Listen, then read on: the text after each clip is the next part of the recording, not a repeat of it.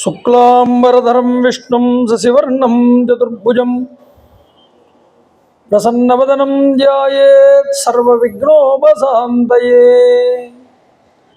మాలాంగుండీం చ డమరుం శూలం శంఖం సుదర్శనం దదానం భక్తవరదం దత్తాత్రేయం నమామ్యహం. కాషాయ వస్త్రం గరదండధారిణం కమండులం పద్మకరేణ శంఖం చక్రం గదా భూషితభూషణాహట్యం శ్రీపాదరాజం శరణం ప్రపద్యే. అభ్రశ్యామ పింగజటాబద్ధకళాపప్రాంసుర్దండీ కృష్ణమృగత్వత్పరిధానః సర్వాన్ లోకాన్ భావయానః కవిముఖ్య పారాశర్యః పర్వస్వరూపం వివృణోతు.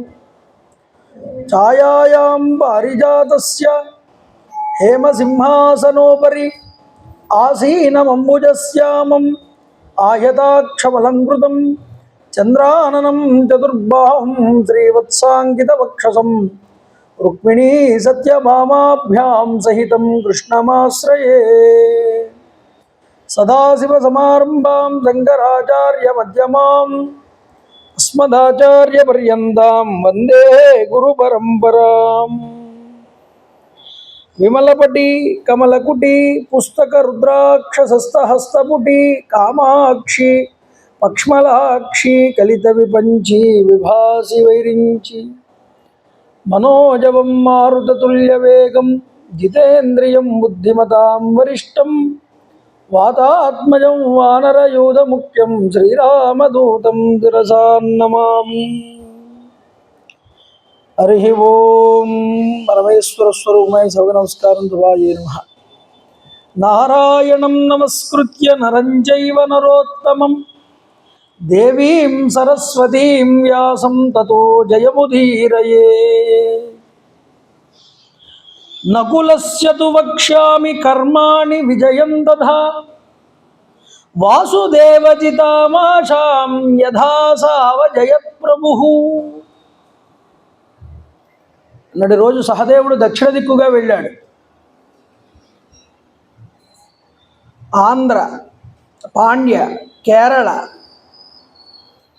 సౌరాష్ట్ర, మహారాష్ట్ర, దండకారణ్య, కళింగ మొదలైనటువంటి దేశాలన్నింటినీ కూడా జయించి లంకాపట్టణాన్ని వెళ్ళడం కోసమని చెప్పి విభీషణ దర్శనార్థమై ఘటోత్కచుడిని స్మరించాడు. ఘటోత్కచుడు రాక్షసమాయని తెలిసినటువంటి వాడు కాబట్టి లంకలో ప్రవేశించగలిగాడు. విభీషణుడు ధర్మరాజు గురించి అడిగి తెలుసుకున్నాడు.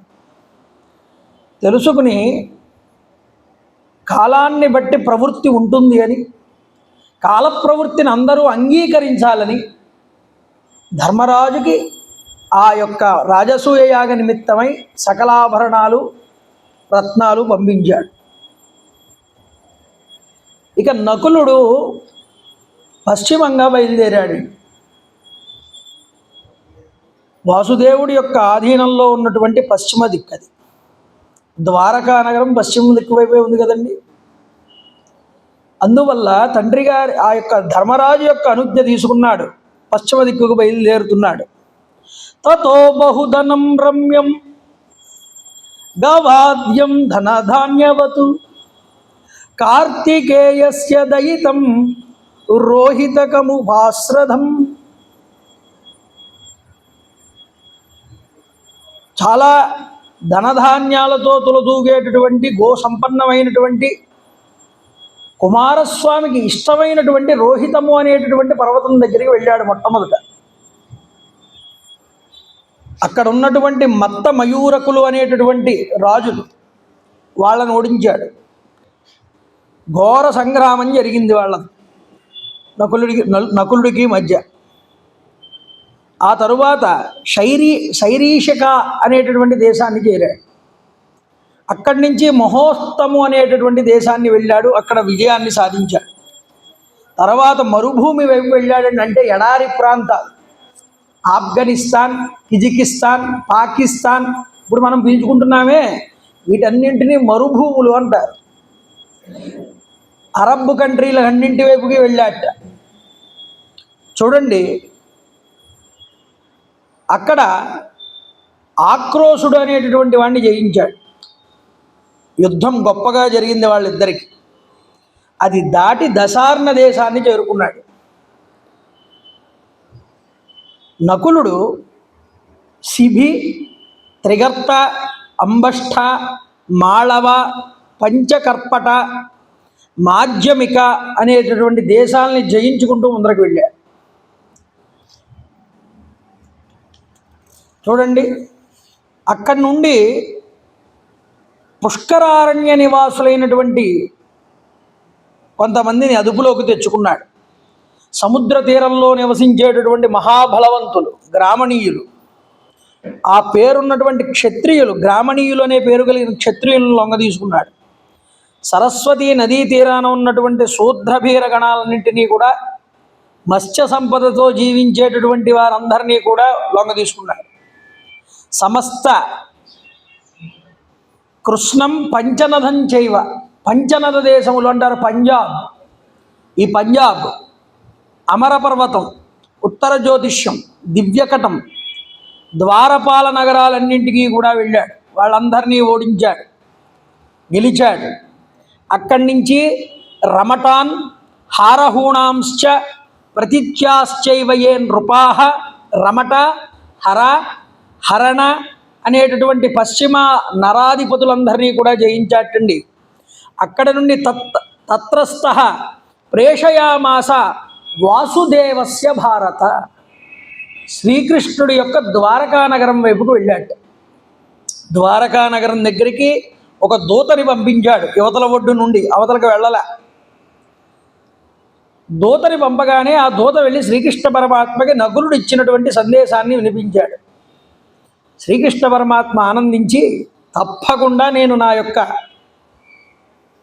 ఇవ్వవలసినటువంటి కప్పాన్ని, నా అనుమతిని నేను ఒప్పుకుంటున్నాను అని చెప్పి ప్రేమపూర్వకంగా ఆ దూతనికి తిరిగి పంపించాటండి శ్రీకృష్ణ పరమాత్మ. నకులుడు యొక్క శాసనాన్ని అంగీకరించాడు.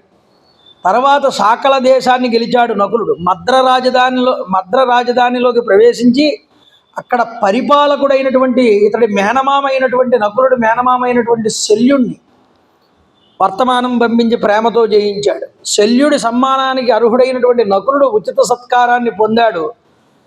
దానికి కానుకగా రత్నరాశులన్నింటినీ కూడా గ్రహించి బయలుదేరాడు. చిత్ర మార్గాలు తెలిసినటువంటి సముద్ర మధ్యవాసులందరినీ కూడా ఓడించి మ్లేచ్చుల్ని, బర్బరీకుల్ని, బర్బరుల్ని, కిరాతుల్ని, యవనుల్ని, ఈ కిరాత దేశాలన్నీ ఆఫ్రికా ఖండంలో వంటి, యవనులంటే యూరప్ దేశం వాళ్ళు, శకులని క్రమంగా జయించి ఆఖరికి మళ్ళీ వాళ్ళందరినీ పశ్చిమ భూభాగ ప్రాంతంలో వాళ్ళనే అధిపతులను చేసి వాళ్ళ దగ్గర నుంచి కప్పాలు వసూలు చేసి పశ్చిమం నుంచి మళ్ళీ ఇంద్రప్రస్థానికి బయలుదేరాడు నకులుడు. చూడండి, 75% అర్జునుడు పూర్తి చేసేసాడు. మిగతా 25%లో 10% భీముడు పూర్తి చేస్తే సహదేవుడు, నకులుడు కలిసి మిగతా 15% పూర్తి చేశారు. రత్నరాసులు వేల కొద్దీ తీసుకొచ్చాట నకులుడు కూడా. అయితే యుధిష్ఠిరుడి దగ్గరికి వచ్చి నమస్కారం చేశాడు. వాసుదేవుడు ఇదివరకే జయించినటువంటి పడమర దిక్కుని నకులుడు ఈరోజు జయించాడు. వైశంపాయనౌవాచ, ఈ విధంగా భూమండలం అంతా ధర్మరాజు చేత జయించబడింది. నలుదిక్కులు కూడా ఎవరి ఆధీనంలోకి వచ్చాయంటే ధర్మరాజు ఆధీనంలోకి వచ్చాయి.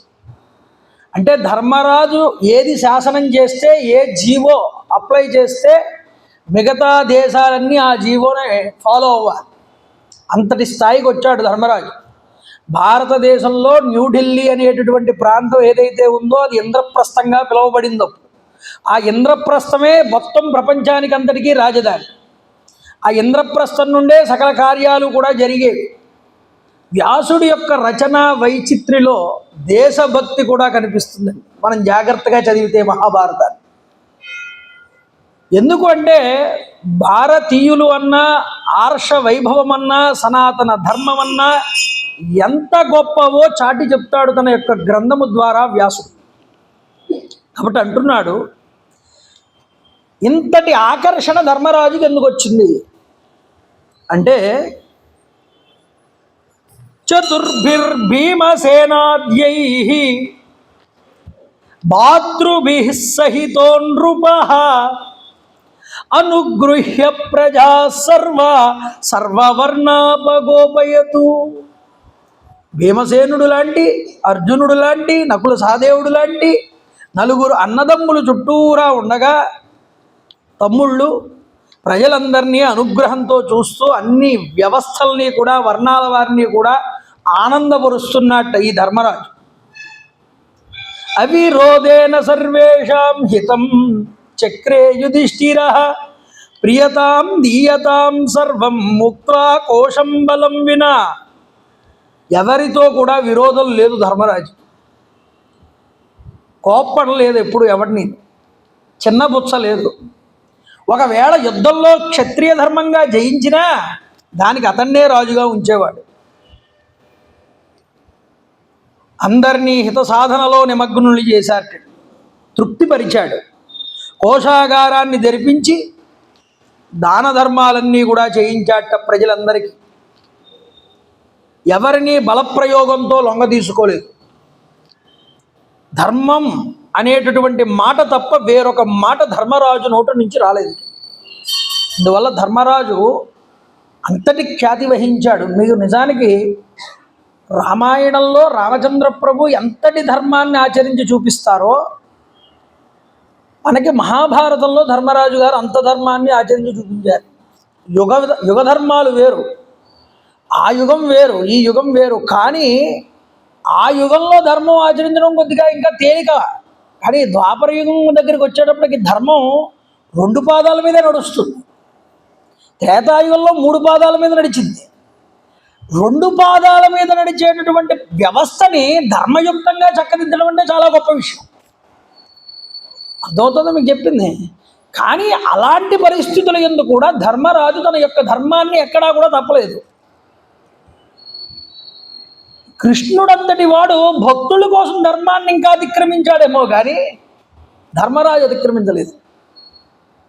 ధర్మరాజు హృదయాన్ని పట్టుకోవాలి. పరేంగిత బుద్ధి కలిగినటువంటి వాడు ధర్మరాజు. ఒక ఆలోచన చేశాడు అంటే ఆ ఆలోచన వెనకాల చాలా పెద్ద వ్యవహారమే ఉంటుంది.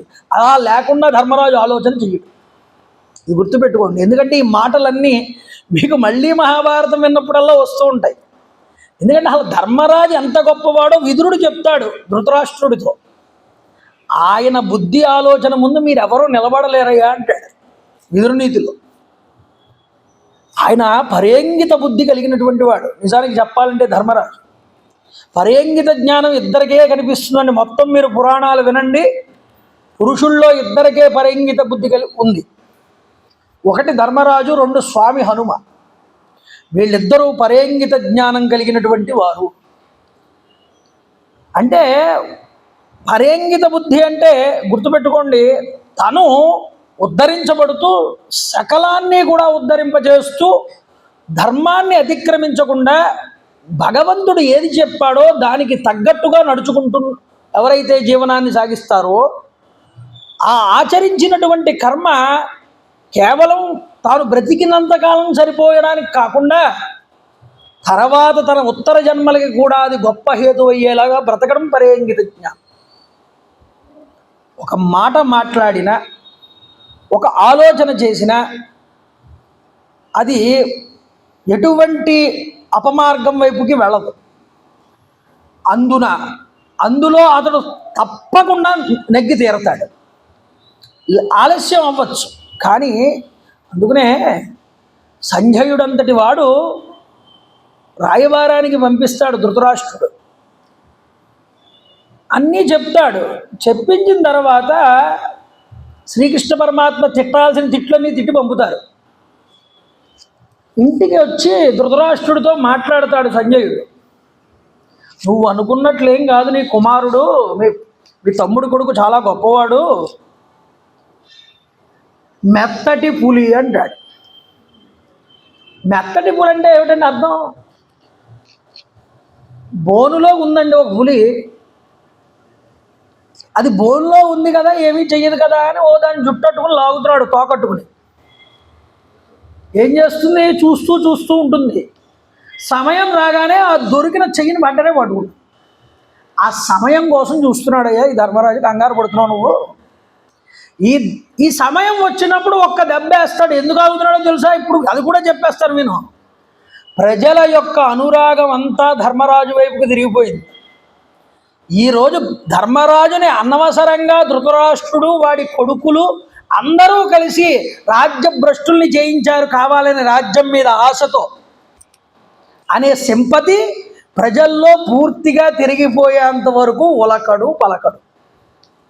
ఒక్కసారి ప్రజాభిమానం తన వైపుకు తిరిగిపోయింది పూర్తిగా అని తెలిసిన తరువాత ఇక నువ్వు ధర్మరాజునే అడ్డుకోలేవు అన్నాడు. విదురుడి యొక్క సందేశం ఇది వచ్చిన తర్వాత ధృతరాష్ట్రుడు చెప్పింది. వాడెంత తెలివైనాడు గుడ్డిరాజు.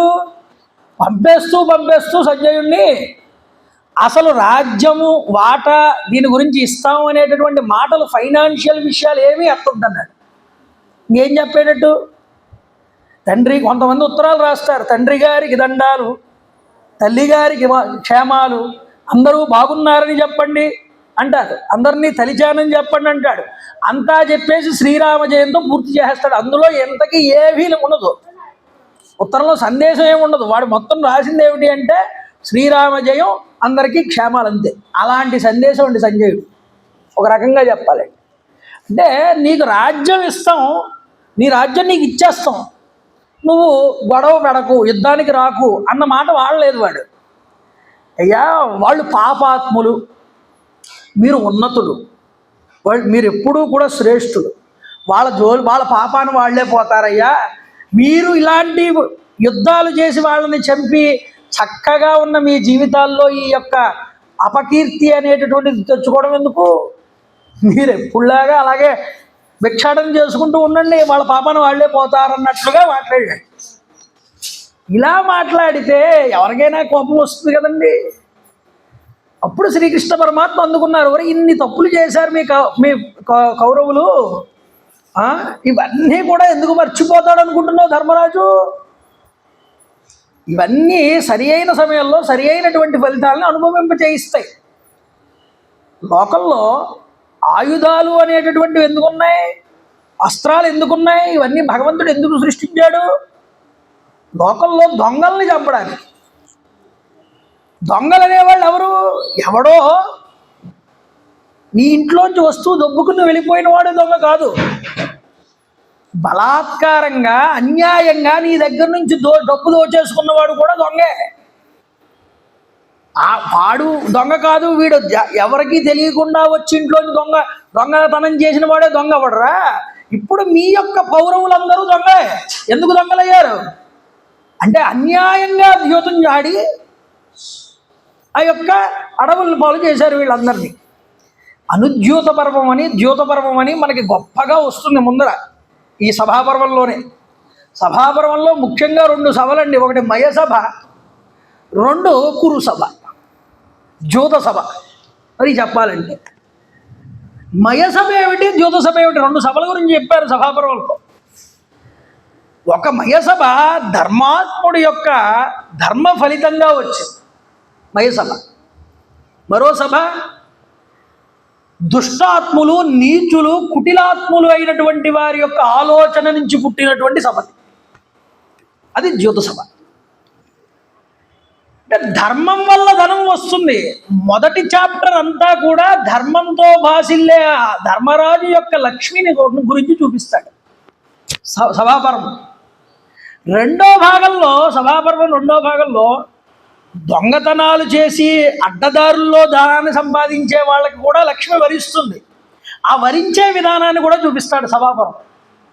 ధర్మంగా సంపాదించిన వాడి డబ్బు, అడ్డదారిలో సంపాదించిన వాడి డబ్బు 2 ముందర పెడతాడు సభాపర్వంలో. ఇది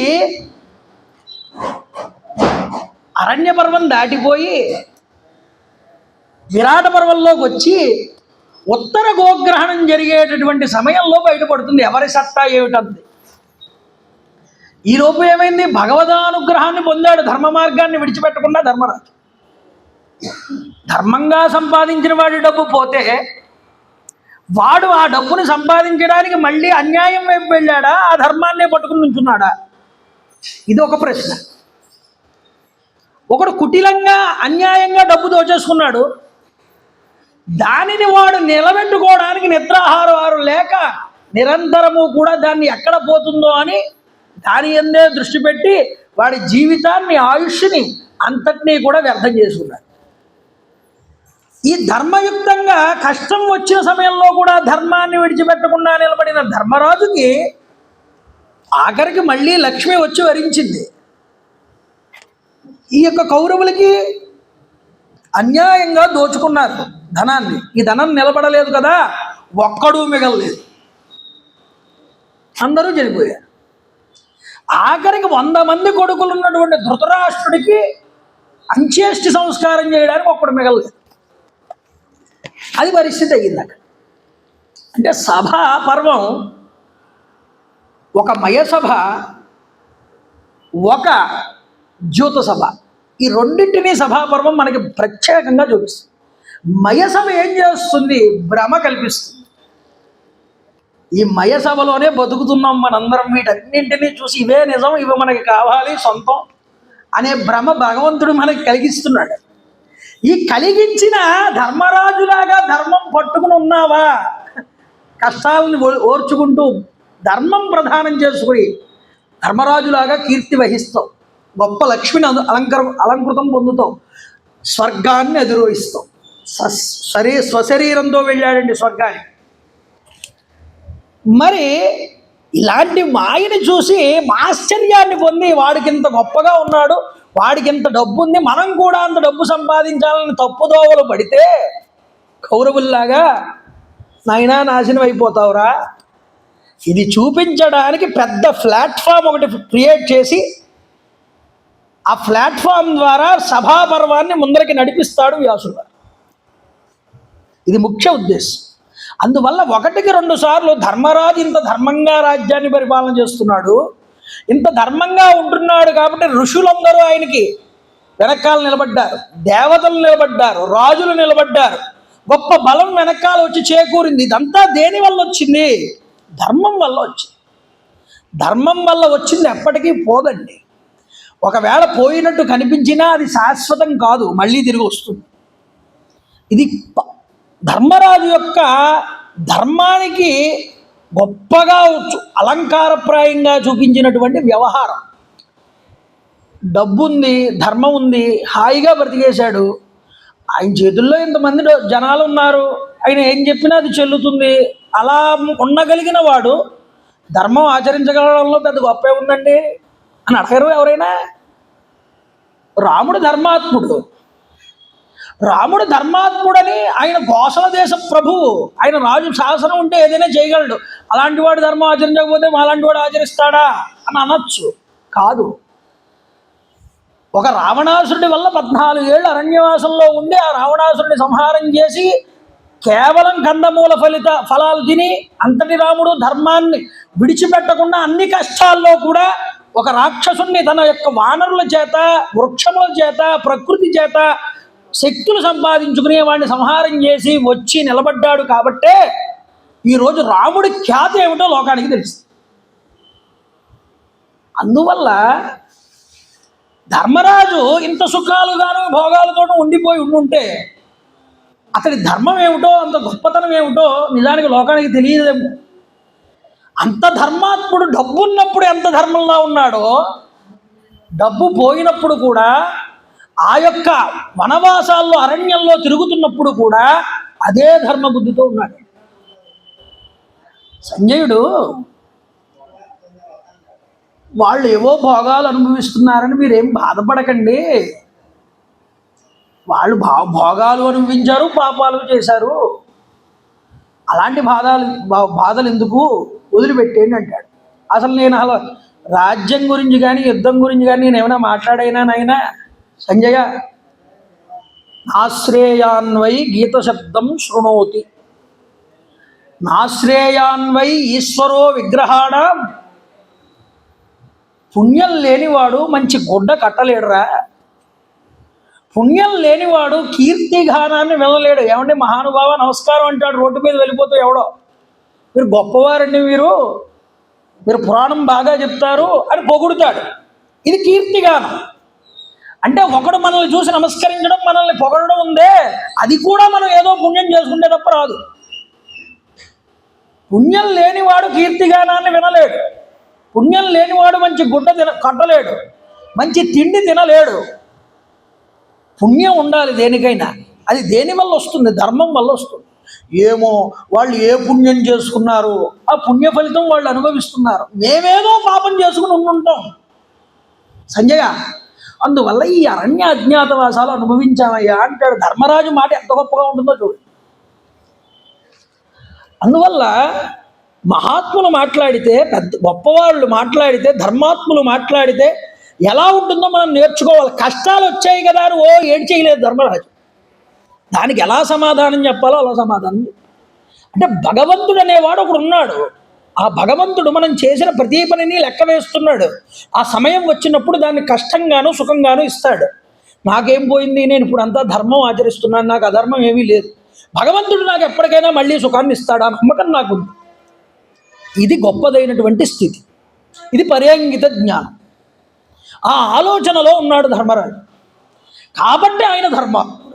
అందువల్ల అంటున్నాడు ఇక్కడ వ్యాసుడి యొక్క హృదయాన్ని మీరు పట్టుకోండి. ఏవం వృత్తే జగత్తస్మిన్ పితరి వాన్వరజ్యతే నతస్య విద్యతే ద్వేష్ట తతోస్య అజాత శత్రుత. అందుకేనేమో పుత్రుడు తండ్రి మీద ఎలా అనురాగాన్ని పెంచుకుంటాడో అలాగ ప్రజలందరూ ధర్మరాజు మీద అనురాగాన్ని పెంచుకున్నారు. ఎందుకు అంటే తల్లి బిడ్డని ఎంతలా పోషిస్తుందో, కావలసినవన్నీ అందిస్తుందో, వాడికి ఏ సమయానికి ఏం తినిపిస్తే వాడు ఆనందిస్తాడో, వాడికి ఆకలి తీరుతుందో కంట కనిపెట్టుకుని ఉంటుంది తల్లి ఎప్పుడూ కూడా. అలాగ ప్రజలందరూ ఇబ్బంది పడకుండా తన యొక్క రాజ్యమునందు ఉంటున్నారా, ఎవరికి ఏ అవసరాలు వస్తున్నాయి, ఎవరు ఏ విధంగా ఇబ్బంది పడుతున్నారు, ఆ ఇబ్బంది పడుతున్న వాళ్ళని ఎలా ఉద్ధరించాలనే ఆలోచిస్తాడట ధర్మరాజు. అందువల్ల అతడికి శత్రువు అంటూ ఎవరూ లేరు. అందువల్ల అతడు అజాత శత్రువు అని కీర్తించబడ్డాడు. ప్రజల్ని రక్షించడం, సత్య పరిపాలన, శత్రునాశం అనే పనులు నిర్వర్తించడం మొదలుపెట్టాట. ధర్మరాజు ఉండగా నిశ్చింతగా మేము హాయిగా ఉంటాం అనుకుంటున్నారు. గోరక్షణ, వ్యవసాయం, వ్యాపారం అన్ని పనులు చక్కగా సాగుతున్నాయి రాజ్యంలో. చోరుల నుండి, వంచకుల నుండి ఎటువంటి ఉపద్రవాలు లేవు. రాజ విశ్వాసపాత్రుల నుండి పరస్పరం వ్యర్థమైన మాటలు ఏం వినిపించట్లేదు. నిత్యము ధర్మాసక్తుడై యుధిష్ఠిరుడు తన రాజ్యంలో ఉండడం వల్ల అతివృష్టి అనావృష్టి అనేది లేదుటండి. అగ్ని వల్ల భయం లేదుట, ఉపద్రవాలు లేవుట. ఎందుకని? ధర్మంగా నడుచుకున్నట్టు వాడికి ఆ ధనము కూడా సహకారం చేస్తుంది, మంచి మార్గంలో నడిపిస్తుంది. రాజు, అగ్ని, చోరుడు, ధర్మం ఈ నాలుగు కూడా ధనాన్ని నిలబెడతాయి. ఈ యొక్క ధనానికి, ధర్మానికి ఎక్కడైతే లోటు కలిగిందో ఈ నాలుగు విజృంభిస్తాయన్నారు. అందువల్ల ధర్మంగా సంపాదించిన ధనాగారం బాగా వృద్ధి చెందింది. 100 సంవత్సరాలు దానం చేసినా ఎడతెరిపి లేకుండా వచ్చిన వాళ్ళకి ఆ ధనాగారం తరగదుటండి. అంతటి ధనాన్ని సంపాదించాడు యుధిష్ఠిరుడు. అన్న వస్త్రాలకి కానీ కోశాగారాన్ని కానీ లోటు లేకుండా నిలబెట్టాడు. ఇప్పుడు అన్న వస్త్రాలకి ధనానికి ఎటువంటి లోటు లేదు కాబట్టి ఇప్పుడు యాగం చేయాలని సంకల్పం చేశాడు. అంటే ఒక యాగం చేయాలి అంటే ముందుగా ఎస్టిమేషన్ వేసుకున్నాడు. ప్రపంచం నలుమూలల నుంచి రాజులు వస్తారు, ప్రజలు వస్తారు, సామంతులు వస్తారు, గొప్పదైన బంధుమిత్రులు వస్తారు. అందరినీ కూడా తృప్తిపరచాలి, బ్రాహ్మణులకు దానాలు ఇవ్వాలి, యజ్ఞకర్తలకు అందరినీ గొప్పగా సంతుష్టిపరచాలి. ఇవన్నీ ఆలోచన చేసుకుని ఇలా ఇంత చేసినా ధనాగారానికి లోటు లేకుండా ఉండాలి. అలా ఉందా? ఉంది అనుకున్న తర్వాత అప్పుడు మొదలుపెట్టాటండి ఈ రాజసూయాగం చేయడం. చూడండి, అధైవం బ్రూయతామేవా తేషాం అభ్యాయయౌ హరిః ఋషి పురాణో వేదాత్మ దస్యాశ్చైవ విజానతాం.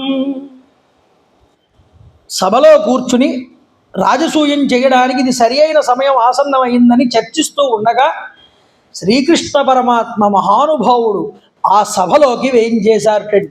ద్వారక నుంచి వచ్చారు శ్రీకృష్ణ పరమాత్మ. మొట్టమొదట యాగం ప్రారంభం చేద్దామని సంకల్పం చేయగానే జగదస్తస్తుషాం శ్రేష్ఠ ప్రభవశ్చాప్యయస్య భూత భవ్య భవన్నాద కేశవ కేశిసూదన. స్థావర జంగమాలన్నింటికీ ఉత్పత్తి స్థానం ఎవరైతే ఉన్నాడో, లయస్థానం ఎవరైతే ఉన్నారో ఆయన శ్రీకృష్ణ పరమాత్మ. అంటే ఏ ప్రభువు నుండి ఈ జగత్తంతా ఉద్భవించిందో ఆయనే కృష్ణ, శ్రీకృష్ణ. కాబట్టి ఆయన అందరికీ ఆశ్రయభూతుడు శ్రీకృష్ణ పరమాత్మ. భూత భవిష్యత్ వర్తమానాల శాసకుడు. కేసి అనేటటువంటి రాక్షసుణ్ణి చంపి కేశవుడు అని పిలిపించుకున్నాడు ఆయన. ఎలాంటివాడు మహానుభావుడు! ప్రాకార సర్వవృష్టీనాం అపత్స్వ భయదో హరిః బలాధికారే నిక్షిప్య సమ్యగానక దుందుభి. వృష్టి వంశం వారందరికీ కూడా శ్రీకృష్ణ పరమాత్మ ఒక గోడ లాంటి వాటండి. అంటే రక్షకుడు అని వాళ్ళందరికీ. సంజయ్ రాయ్ వారిలో సంజయుడు ఇదే మాట అంటాడు. ధర్మరాజు దగ్గరికి వచ్చి కుశల ప్రశ్నలు అన్నీ వేసిన తర్వాత ఎదురుగుండా వాసుదేవ స్వామి నిలబడి ఉంటారు. మీరెంత వారయ్యా, చాలా గొప్పవారు మీరందరూ, సాక్షాత్తు వాసుదేవ స్వామి మీ దగ్గర ఉన్నారు, ఇంతకన్నా మీకు కావాల్సిందే ఉంది. పెట్టని కోట నీకు హరి. మీ అందరికీ కట్టకుండా వచ్చినటువంటి కోట లాంటి వాడు ఈ శ్రీకృష్ణుడు. పెట్టని కోట నీకు హరి భీముడు అర్జునుడు రణంబునందొట్టిన మండల కొలది యోధులా సాత్యకియున్ విరాటుడు చుట్టపు మేరువు ఉగ్రరణ శోభితుడు ఈ ద్రుపదుండు. ఒకవైపు చూస్తే భీముడు, ఒకవైపు చూస్తే అర్జునుడు, ముందర పెట్టని కోటలాగా శ్రీకృష్ణ పరమాత్మ. ఒకవైపు చూస్తే విరాట మహారాజుగా, మరోవైపు చూస్తే మీ అందరిలోనూ వృద్ధుడు గొప్పవాడు అయినటువంటి ఈ యొక్క ద్రుపద మహారాజు. మిమ్ము ఇట్టిట్టనవచ్చునే సురలకైనను వల్లభు కాక చివకున్. దేవతలు కూడా జయింపసఖ్యమా అయ్యా మిమ్మల్ని? ఇలా మాట్లాడుతూ వాడు అంటాడు తర్వాత, మరి వాళ్ళు ఎలా ఉన్నారు? వాళ్ళు 11 అక్షౌణి సైన్యంతో ఉన్నారు, వాళ్ళల్లో తక్కువ వాళ్ళు ఏం లేదు. అంటే ఎత్తి దించడంలో వాడికన్నా సమర్థుడు మరొకడు లేడండి. అంతా ఎత్తేసి పైకి ఒక్కసారి అక్కడి నుంచి కింద పాడేస్తాడు వాడు. ద్రోణుడు భీష్ముడున్ కృపుడు ద్రోణ సుతుండును కర్ణ సయ్యులున్ ప్రాణముల సుయోధనుని పాలివయ్యండ్రు. వీళ్ళందరూ ఉన్నారే, ద్రోణుడు, కృపుడు, ద్రోణసుతుడు, అశ్వత్థామ, భీష్ముడు, వీళ్ళందరూ కూడా దుర్యోధనుడికి ప్రాణంతో సమానం. వాళ్ళందరూ కూడా నిలవగలిగిన వాళ్ళే, మీ ఎదురుగుండా సత్తా ఉన్న వాళ్ళే. చూడండి, ఎత్తించి దించడం అంటే ఇదే. అంటే మాటకారితనం ఎలా ఉంటుందో సంజయుడి ద్వారా చూసి నేర్చుకోవాలి మనం. అలాగే ఇక్కడ స్వామి, ఇక్కడ వ్యాసుడు చెప్తున్నాడు, ప్రాకార సర్వవృష్టీనాం అపత్స్వ భయదోరిహ. ఇక్కడ ఈ వృష్టి వంశం వారందరికీ ప్రాకారం వంటి వాడు, అడ్డుగోడ లాంటి వాడు ఈ శ్రీకృష్ణుడు. ఆపదల్లో అభయమిస్తాడు అందరికీ. శత్రు సంహారకుడు. అతడి తండ్రి వాసుదేవుడి యొక్క బలాధిపతి ఆ వాసుదేవుడు ఎన్నో కానుకలు పంపిస్తే వాటన్నింటినీ పట్టుకుని వచ్చాట శ్రీకృష్ణ పరమాత్మ. చూడండి ఎలాంటివి తీసుకొచ్చాడు. రత్నాల సముద్రంలాగా ఉందిట తీసుకొచ్చినటువంటి సంభారం అంతా కూడా. అలాంటి రత్నాలన్నీ తీసుకొచ్చాడు. ధనరాశులకు అంతు లేదు. శ్రీకృష్ణ పరమాత్మ తన బావుమరుదులు చేస్తున్నారు యాగం. ఆయనకి ఎంత ఆనందం అండి. చూడండి, రథాల ధ్వని దశ దిశలా కూడా మ్రోగింది. అలా మ్రోగుతూ ఇంతటి సంభారాలతో ఇంద్రప్రస్థంలో అడుగుపెట్టాడు.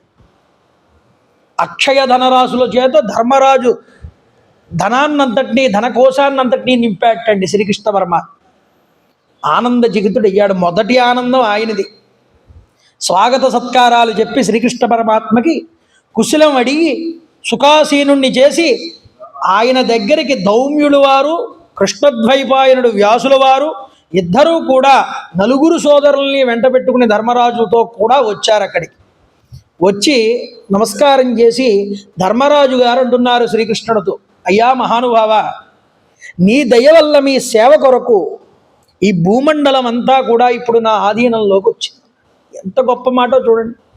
నీ దయ వల్ల వచ్చింది, నీకు సేవ చేయడం కోసం వచ్చింది అన్నాడు. భగవంతుడి దగ్గర భక్తుడు ఎంతగా ఒదిగిపోతాడో ధర్మరాజు కృష్ణుడి దగ్గర మాట్లాడిన మాట మనకి ఉదాహరణగా కనిపిస్తుంది. ఇంత ఐశ్వర్యం వచ్చింది స్వామి, ఇదంతా దేనికోసం వచ్చినట్లు? నీ సేవకు ఉపయోగించడానికి. ఎందుకని? ఇవన్నీ నువ్విచ్చినటువంటివి, నేను నిమిత్త మాత్రుడని. ఈ ఆలోచన విధానం, ఈ భావం ధర్మరాజు ఎందు ఉందండి. అందుకనే ఇప్పటికీ మీరు చూడండి, చిత్తూరు జిల్లా వైపు వెళ్తే అందరికీ చాలామందికి ధర్మరాజు అని పేరు ఉంటుంది. రాయలసీమ ప్రాంతం అంతా కూడా మహాభారతం బాగా చక్కగా వింటారు. మన వాళ్ళకి మహాభారతం అంటే ఏమిటో తెలియదు చాలామందికి, అందులో పాత్రలు ఏమిటో తెలియదు, అసలు కథ ఏమిటో సరిగ్గా తెలియదు. మన వాళ్ళు అసలు ఏ గ్రంథం అంతలా వినరు. వాళ్ళతో పోలిస్తే, తెలంగాణతో పోలిస్తే మన వాళ్ళు తక్కువే విన్నాం. చిత్తూరులో భారతం బాగా జరుగుతుంది, కడప, నెల్లూరు ఇవన్నీ కూడా. తెలంగాణ వెళ్తే భాగవత సప్తాహాలు ఎక్కువ జరుగుతాయి. ఇక ఎటొచ్చి మనం ఏం చేసామంటే ఇక్కడ ప్రతిష్ఠ చేసాం. ఇక్కడికి వచ్చిన తర్వాత అందరికీ అలవాటు చేయడం, వరే ఇది ఇంత కథలు ఉన్నాయి, ఇన్ని వ్యవహారాలు ఉన్నాయి, వినడం నేర్చుకోండి అని. అయితే మనకి ఒక వెసులుబాటు ఉంది. గోదావరి జిల్లాల వాళ్ళకి రామాయణం అంటే ప్రీతి అని ఒక నానుడు ఉండేది మా గురువు గారి సమయంలో. ఇప్పుడు అది తగ్గింది అనుకోండి.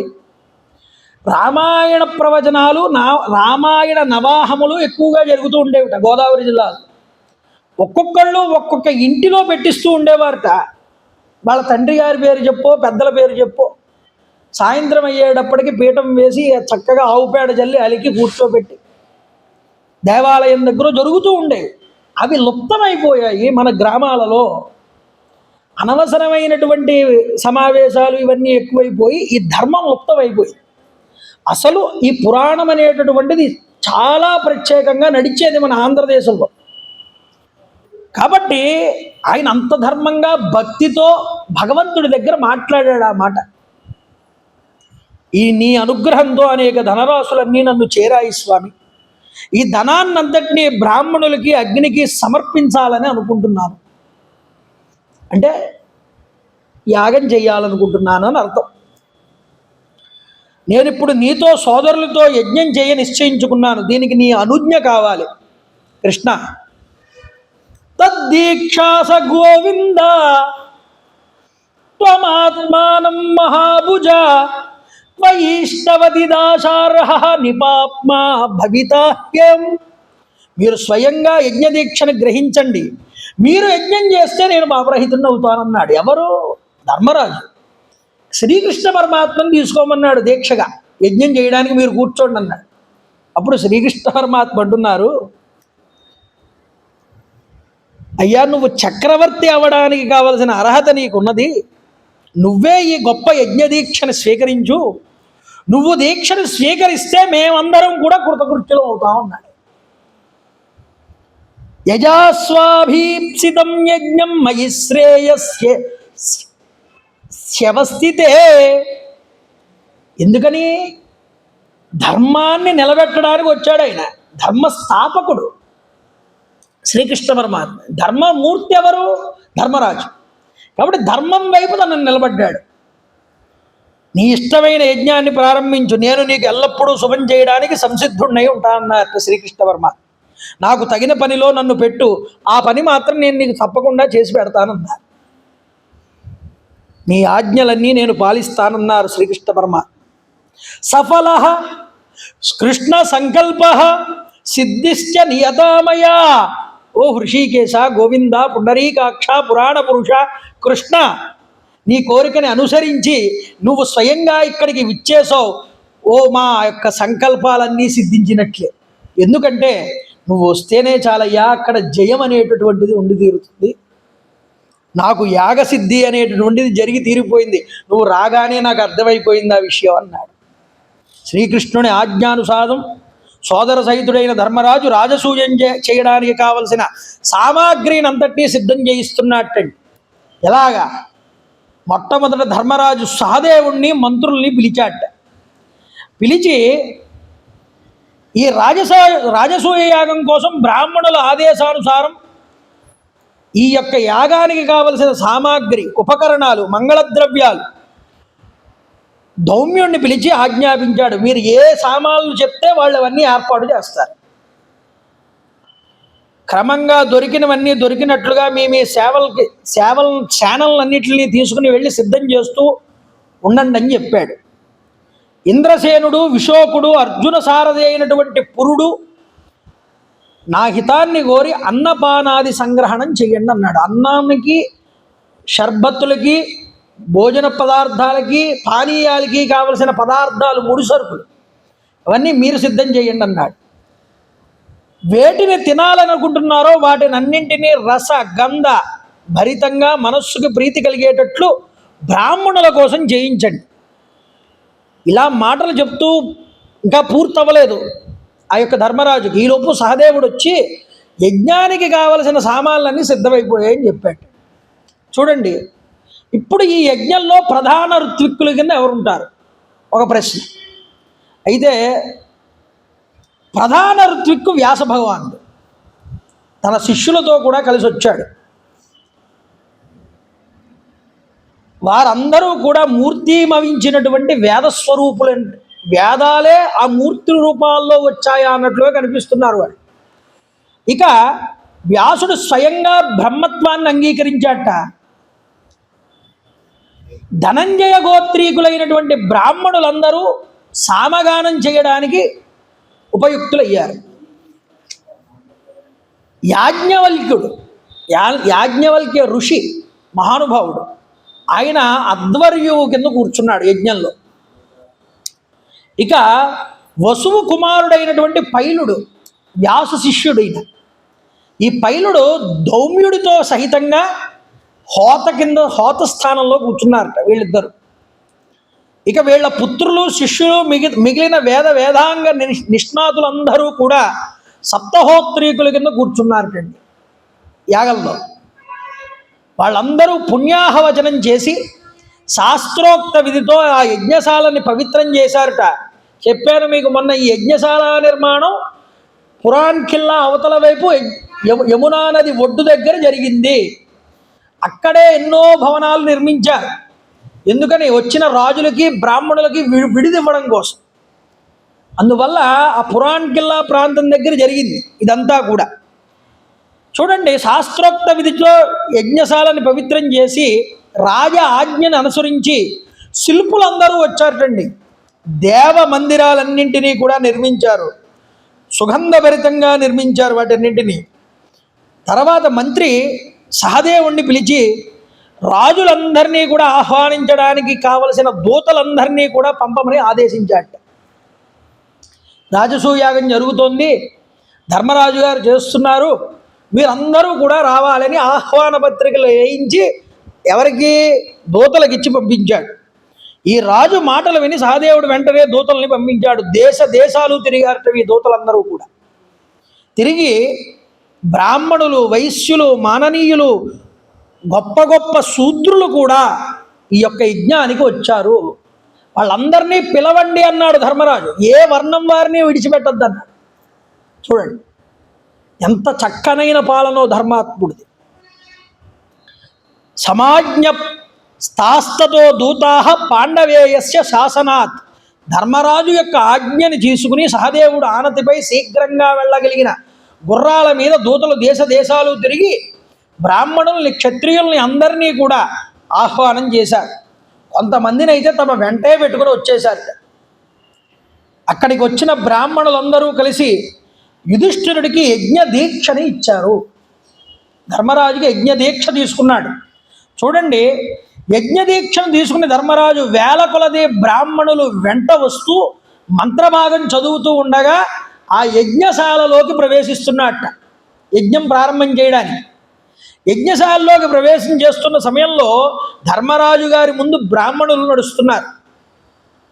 బ్రాహ్మణుల వెనకాల ధర్మరాజు, ధర్మరాజు వెనకాల పాండవుల మిగతా నలుగురు, వాళ్ళ వెనకాల సుహాసినులు, సుహాసినుల వెనకాల బంధువులు, రాజులు, వీళ్ళందరూ వెనకాల వస్తున్నారు.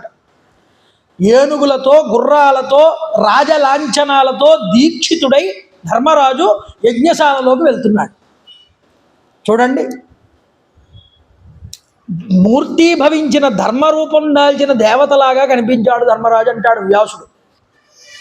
వేరు వేరు దేశాల నుంచి అనేక మంది బ్రాహ్మణులు వచ్చారట.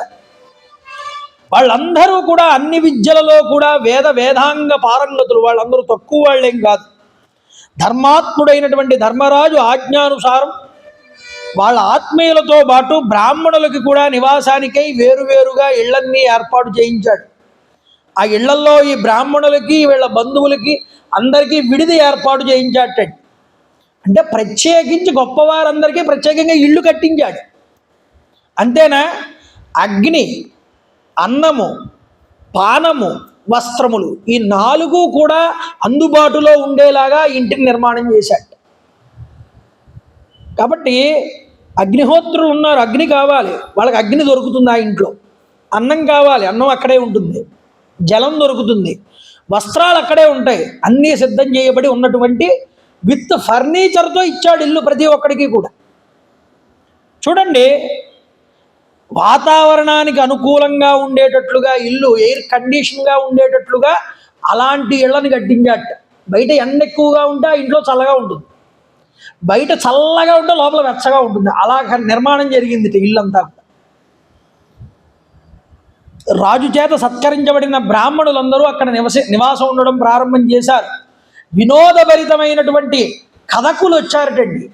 అందరినీ తృప్తిపరచడానికి కథలు చెప్పేవాళ్ళు వచ్చారట. వాళ్ళందరూ చెప్తున్నారు హరికథలు లాంటివి. నర్తకులందరూ కూడా వచ్చారు. నాటకాలు జరుగుతున్నాయి ఓ పక్కన నర్తకులు నాట్యం చేస్తున్నారట. ఎవరికి ఏది ఇష్టమైతే ప్రోగ్రాం, ఆ ప్రోగ్రాం దగ్గరికి వెళ్ళి కూర్చొని చూస్తున్నారు ప్రజలందరూ. అలాంటి ఏర్పాట్లు జరుగుతున్నాయి. కాలక్షేపాలకి అన్నీ కూడా లోటు లేకుండా చూశాడు.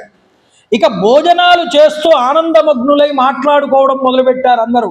అక్కడ సంతోషించని వాడెవడూ లేట. ఆ మహాత్ముల యొక్క కోలాహలం చాలా ఎక్కువగా వినిపిస్తోంది. ఎక్కడ చూసినా సరే వీరికి ఇది ఇవ్వండి, వారికి భోజనం పెట్టండి, ఇలా వాళ్ళని ఇలా రమ్మనండి అనే మాటలు, వాళ్ళకి దానాలు చేయండి అనేటటువంటి మాటలు నిత్యం కూడా వినిపిస్తున్నాయి ఆ ప్రదేశంలో. అంత గొప్పగా కోలాహలంగా ఉంది ఆ ప్రాంతం అంతా కూడా. చూడండి, ధర్మరాజు యజ్ఞం ప్రారంభం చేస్తూ 1,00,000 గోవుల్ని, 1,00,000 పాన్పుల్ని, మంచాల్ని, అలాగే 1,00,000 బంగారపు నాణాల్ని బ్రాహ్మణులకి దానం చేసేట. మొట్టమొదట చేసిన తర్వాత స్వర్గంలో ఇంద్రుడు యజ్ఞం చేసినట్లుగా భూమి మీద ధర్మరాజు యజ్ఞం ప్రారంభమైంది అంటున్నాడు వ్యాసుడు. అంత గొప్పగా యజ్ఞం చేస్తున్నాడు. అయితే ధర్మరాజు ప్రత్యేకించి నకులుణ్ణి పిలిచి, నువ్వు వెళ్ళి మన యొక్క జ్ఞాతులైనటువంటి ద్రోణుణ్ణి, ధృతరాష్ట్రుణ్ణి, భీష్ముణ్ణి, విదురుణ్ణి, కృపుణ్ణి, దుర్యోధనుణ్ణి, అతని సోదరులందరినీ కూడా దగ్గరుండి ఆహ్వానం చేసి తీసుకురామన్నాడు. మళ్ళీ వాళ్ళు నొచ్చుకుంటారు. ఆ దుర్యోధనుడి గాడికి చాలా అభిమానం ఎక్కువ, దురభిమాన గతుడు వాడు, వాడికి ప్రత్యేకంగా పిలిపివ్వకపోతే వాడు చాలా కక్ష పెంచుకుంటాడు వాడు, నువ్వు దగ్గరుండి వెళ్ళి చెప్పి అందరికీ ఆహ్వానం చేసి తీసుకురమ్మన్నాడు. చూడండి, సగత్వా హస్తినాపురం నకులం సమతింజయ. యుద్ధ విజేత అయిన నకులుడు హస్తినాపురానికి వెళ్ళి ఆ ధర్మజుడైనటువంటి భీష్ముణ్ణి, ధృతరాష్ట్రుణ్ణి మొదలైన వాళ్ళందరినీ కూడా ఆహ్వానం చేశాడు. ఇక నకులుడి చేత పిలువబడినటువంటి ఆచార్య వర్గం, ద్రోణుడు, కృపుడు మొదలైన వాళ్ళు, ఈ ఆచార్య వర్గాన్ని అంతటినీ కూడా పిలిచాడు, సంతుష్టుల్ని చేశాడు. వాళ్ళందరినీ కూడా ఆహ్వానం చేసి అస్తినికి బయలుదేరమన్నాడు. ఇక ధర్మరాజుని అతని సభని చూడ్డానికి అన్ని దిక్కుల నుండి అందరూ కూడా వస్తున్నారు. ఒక పక్క దుర్యోధనుడు, ధృతరాష్ట్రుడు, అతడి సేన, అతడి యొక్క సోదరులు అందరూ కూడా బయలుదేరారటండి. ధృతరాష్ట్రస్య భీష్మస్య విధురస్య మహామతి దుర్యోధన పురోగాశ్చ భ్రాతరా సర్వయేవతే. ధృతరాష్ట్రుడు వచ్చాడు, భీష్ముడు వచ్చాడు, విదురుడు వచ్చాడు, దుర్యోధనుడు అతడి సోదరులు వచ్చారు. ఇంకెంకా దేశాల నుంచి ఎవరెవరు వస్తున్నారు? గంధర్వరాజు సుబలుడు వచ్చాటండి, శకురిగాడు వచ్చాడు, అచలుడు వచ్చాడు, వృషకుడు వచ్చాడు, రధికుల్లో శ్రేష్ఠుడైనటువంటి కర్ణుడు వచ్చాడు. అయితే ఇంకా ఉన్నారు కదా చాలామంది మామలు, వాళ్ళందరూ కూడా వస్తున్నారు. భూరిశ్రవ, బాహ్లీక, సోమదత్త, కురునందన, భూరి, సెల్వ వీళ్ళందరూ కూడా వచ్చారు. అశ్వత్థామ, కృపాచార్యుడు, ద్రోణాచార్యుడు, సింధురాజు అయినటువంటి జయద్రథుడు, ద్రుపదుడు, శాల్వుడు, ప్రాగ్జ్యోతిషపురాధిపతి అయినటువంటి భగదత్తుడు కూడా వచ్చాడు. ఇక సముద్ర తీరవాసులు, మ్లేచ్ఛ జాతి వాళ్ళు, పర్వతరాజులు, బృహద్బలుడు, పౌండ్రక వాసుదేవుడు వంగదేశం నుంచి వచ్చాడు, బెంగాల్ నుంచి. చూడండి, ఆకర్షణుడు, కుంతల, మాళవ, ఆంధ్ర, ద్రావిడ ఈ దేశం రాజులందరూ కూడా వచ్చారు. అంటే మన ఆంధ్ర నుంచి కూడా వెళ్ళారు రాజులు ఆ యాగం చూడడానికి, రాజసూయ యాగం. చూడండి, ప్రత్యేక ఆహ్వానాలు అందాయి అందరికీ కూడా. సింహళ దేశం రాజులు వెళ్ళారు శ్రీలంక నుంచి. కాశ్మీర రాజు కుంతిభోజుడు, గౌరవాహకుడు, బాహ్లీకుడు మొదలైన రాజులు అందరూ కూడా వెళ్ళారు. విరాటరాజు తన ఇద్దరి కుమారులతో కూడా వచ్చాట. మహాబలుడు మావేల్లుడనేవాడు వెళ్ళాడు. శాసక రాజులందరూ వచ్చాడు. నానా జానపద రాజులందరూ కూడా వెళ్ళారు, పల్లెల నుంచి, గ్రామాల నుంచి, వాటి నుంచి. ఈ యజ్ఞానికి చూడడానికి తండోపదండాలుగా వస్తున్నారట. ప్రతిరోజు కూడా ఆ వచ్చే వాళ్ళతో వెళ్ళే వాళ్ళతో నిండిపోయింది ఇంద్రప్రస్థం అంతా కూడా. ఎక్కడ చూసినా కోలాహలమే. చూడండి, మహావీరుడు, యుద్ధగర్వితుడైనటువంటి శిశుపాలుడు వచ్చాడు అక్కడికి. బలరాముడు, అనిరుద్ధుడు, కంకుడు, సారణుడు, గదుడు, ప్రద్యుమ్నుడు, సాంబుడు, పరాక్రమవంతుడైన చారుదేష్ణుడు, ఉల్ముకుడు, శిశురుడు, అంగావహకుడు, వృష్టివంశదేశపు రాజులు వీళ్ళందరూ, శ్రీకృష్ణ పరమాత్మకి బంధువులు వీళ్ళందరూ వచ్చారు యజ్ఞ దర్శనం కోసం. మధ్యదేశీయులందరూ వచ్చారు. ధర్మరాజుడి ఆజ్ఞానుసారం నిర్వాహకులందరూ కూడా వచ్చిన వాళ్ళ యొక్క విశ్రాంతి కోసం ఉత్తమ భవనాలని కేటాయించారట. ఎవరికి వాళ్ళకి ఎంతమందికి కేటాయించుంటారు చూడండి, అన్ని భవనాలు నిర్మించారు. తినడానికి భక్ష్య భోజ సామాగ్రిని అంతటినీ సమకూర్చారు. ప్రతి ఇంటిలోపల కూడా స్నానాలు చేయడానికి దిగుడు బావులు తవ్వించాట. అంతేనా, అలసట తీరడానికి చెట్లని కూడా, పెద్ద పెద్ద చెట్లు ఉన్న ప్రదేశాల్లో దొడ్డి ఉండేలాగా, దాని వెనకాల చెట్లు ఉండేలాగా ఏర్పాటు చేశాట. ధర్మపుత్రుడు యుధిష్ఠిరుడు స్వాగత సత్కారాలతో అందరినీ కూడా ఆహ్వానించేశాడు. భవనాల్లో రాజులందరూ నివసిస్తున్నారు. భవనాల శిఖరాలు కైలాస శిఖరాల్లాగా కనిపిస్తున్నాయి, ఎత్తుగా 1 యోజన దూరం నుంచి కూడా కనిపిస్తున్నాయిటండి. అంత పెద్ద పెద్ద భవనాలు అవన్నీ కూడా ఎన్నో రకాల ద్రవ్యాల చేత అలంకరించబడి ఉన్నాయి. ఆ భవనాలన్నీ పవిత్ర భవనాలు, అన్ని వైపులా అందంగా ఉన్నాయి. అనాయాసంగా అధిరోహించడానికి వీలుగా భవనాలకి మెట్లు మార్గాలు కూడా ఉన్నాయిట. లోపల చాలా విలువైన పెద్ద పెద్ద ఆసనాలు, ఇళ్లల్లో ఆవశ్యక వస్తువులు ఏది కావాలంటే అవి దొరుకుతున్నాయి. ఇళ్ళకి మాలలు, పూలమాలలు కట్టారట. గుమ్మాలకి, ఇళ్ల దగ్గర కూడా తోరణాలు. చూడండి, అగరు ధూపంతో నిండిపోయి ఉంది ప్రతి ఇల్లు కూడా. అతిథి భవనాలతో కూడిన చంద్ర హంసలతో సమానమైన తెల్లదనం కలిగి ఉన్నాయి ఈ అతిథి గృహాలన్నీ. తెల్లగా ఈ రంగులు వేసి 1 యోజన దూరం నుంచి కనిపిస్తున్నాయి. ఆ, అన్ని గుమ్మాలు సమానంగా ఉన్నాయి, హెచ్చుతగ్గులు లేకుండా. గైరికాది ధాతువుల చేత చిత్ర విచిత్రములైనటువంటి పెయింటింగ్స్, చిత్రాలన్నీ వేసి ఉన్నాయట గోడల మీద. చూడండి, ఇంత అందమైన భవనాలను ఇచ్చాడు వచ్చిన వాళ్ళందరికీ విడుదల కింద. విశ్రాంతి గైకొన్న తర్వాత రాజులందరూ చాలా దక్షిణలు పట్టుకుని ధర్మరాజు చేసే యాగం మండపం దగ్గరికి వెళ్ళారట, యాగశాల దగ్గరికి. చూడండి, ఆ సమయంలో రాజుల చేత, బ్రాహ్మణుల చేత, మహర్షుల చేత నిండిపోయి ఉన్నటువంటి ఆ యజ్ఞదీక్షా మండపం, యాగశాల బ్రహ్మగారి సభలాగా కనిపించింది అంటాడు వ్యాసుడు. అంత గొప్పగా ఉంది ఆ సభ. ఏమి చిన్న సభ కాదు, ఒక ఊరు అంత ఉంటుంది ఆ శాల, యజ్ఞశాల అంత చేయించాడు. అది వచ్చేవాళ్ళు వెళ్ళేవాళ్ళు, ప్రభువుని కలుసుకోవడానికి వచ్చేవాళ్ళు, ఆత్రంగా మాట్లాడడానికి, అయ్యా మేము కూడా వచ్చామని వాళ్ళ ముఖం చూపించుకోవడానికి వచ్చేవాళ్ళు కొంతమంది. చూసారా, పితామహుడు మొట్టమొదట భీష్ముడికి, గురువు ద్రోణాచార్యుడికి ఎదురుగా వచ్చి ముందు వాళ్ళిద్దరికీ కాళ్ళకి నమస్కారం చేశాట ధర్మరాజు. చూడండి, భీష్ముడు, ద్రోణుడు, కృపుడు, అశ్వత్థామ, దుర్యోధనుడు, వివింశతి మొదలైన వారితో ఈ యజ్ఞంలో మీరంతా అన్ని విధాలుగా మీరు నన్ను అనుగ్రహించండి అని కోరుకున్నాడు ధర్మరాజు. నా అధిక ధనాన్నంతటినీ కూడా నా ప్రార్థనచే మీరు మీ ఇష్టానుసారం సత్కర్మలకు ఉపయోగించమన్నాడు. అంటే నా ధనం అని కాదు ఇక్కడ, ఇది మీ ధనం కూడా.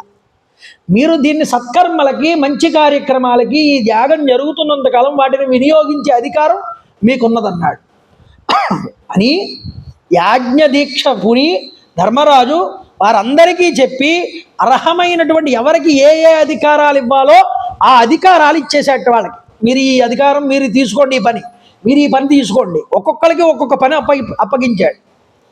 ఎవరెవరికి ఎలా అప్పగించాడో చూడండి. భక్ష బోధ్యాధికారేషు దుశ్శాసన మయోజయతు. ఆ యాగంలో కావలసినటువంటి తినుబండారాలు, భక్ష్యాలు, భోక్ష్యాలు, శరబత్తులు, పానీయాలు అన్నీ కూడా ఏ రోజు ఏ ఏ వంటలు వండాలి, మెను ఏ విధంగా తయారవ్వాలి, ఎన్ని రకాలైనటువంటి వంటలు ఉండాలి, ఏ ఏ ప్రాంతాలలో వచ్చేటటువంటి రాజులకి ఏ ఏ విధాలైనటువంటి వంటకాలు ఉండాలి, ఇది పంజాబ్ తాళి, ఇది ఆంధ్ర తాళి, ఇది బెంగాల్ తాళి, ఇది కన్నడ తాళి, ఇది తమిళ తాళి అని మనకి రాష్ట్రాలకి తగ్గట్టుగా ఒక్కొక్క భోజనం ఉన్నట్టుగా వివిధ దేశాల నుంచి వచ్చే రాజులకి ఏ విధమైనటువంటి వంటలు వండాలో దుశ్శాసనుడి గాడికి బాగా తెలుస్తాడు. అందులో వాడు బాగా ఆరితేరినవాడు. వాడికి ఏ ఏ దేశాల్లో ఏ ఏ రకమైన రుచి పదార్థాలు దొరుకుతాయో అవన్నీ తెప్పించుకు తిన్న ఇష్టం వాడికి. అందువల్ల వాడికి అన్ని రకాలైనటువంటి పదార్థాల మీద, భోజన వస్తువుల మీద వాడికి గొప్పదైనటువంటి శిక్షణ ఉంది కాబట్టి, తెలుసు కాబట్టి వాడిని ఆ యొక్క పొజిషన్లో పెట్టాడు తీసుకువెళ్ళి. బ్రాహ్మణులందరికీ స్వాగత సత్కారాలు చేసేటటువంటి బాధ్యత అశ్వత్థామకి ఇచ్చాడు. చూడండి, రాజన్యులందరినీ సత్కరించి వాళ్ళని ఉపవిష్టుల్ని చేయడానికి ఎవరైనా గొప్పవాళ్ళు రాజులు వచ్చారు, వాళ్ళని సన్మానం చేసి కూర్చోబెట్టి వాళ్ళకి ఉచితాసనం ఇవ్వించి కూర్చోబెట్టడానికి సంజయుణ్ణి పెట్టాడు.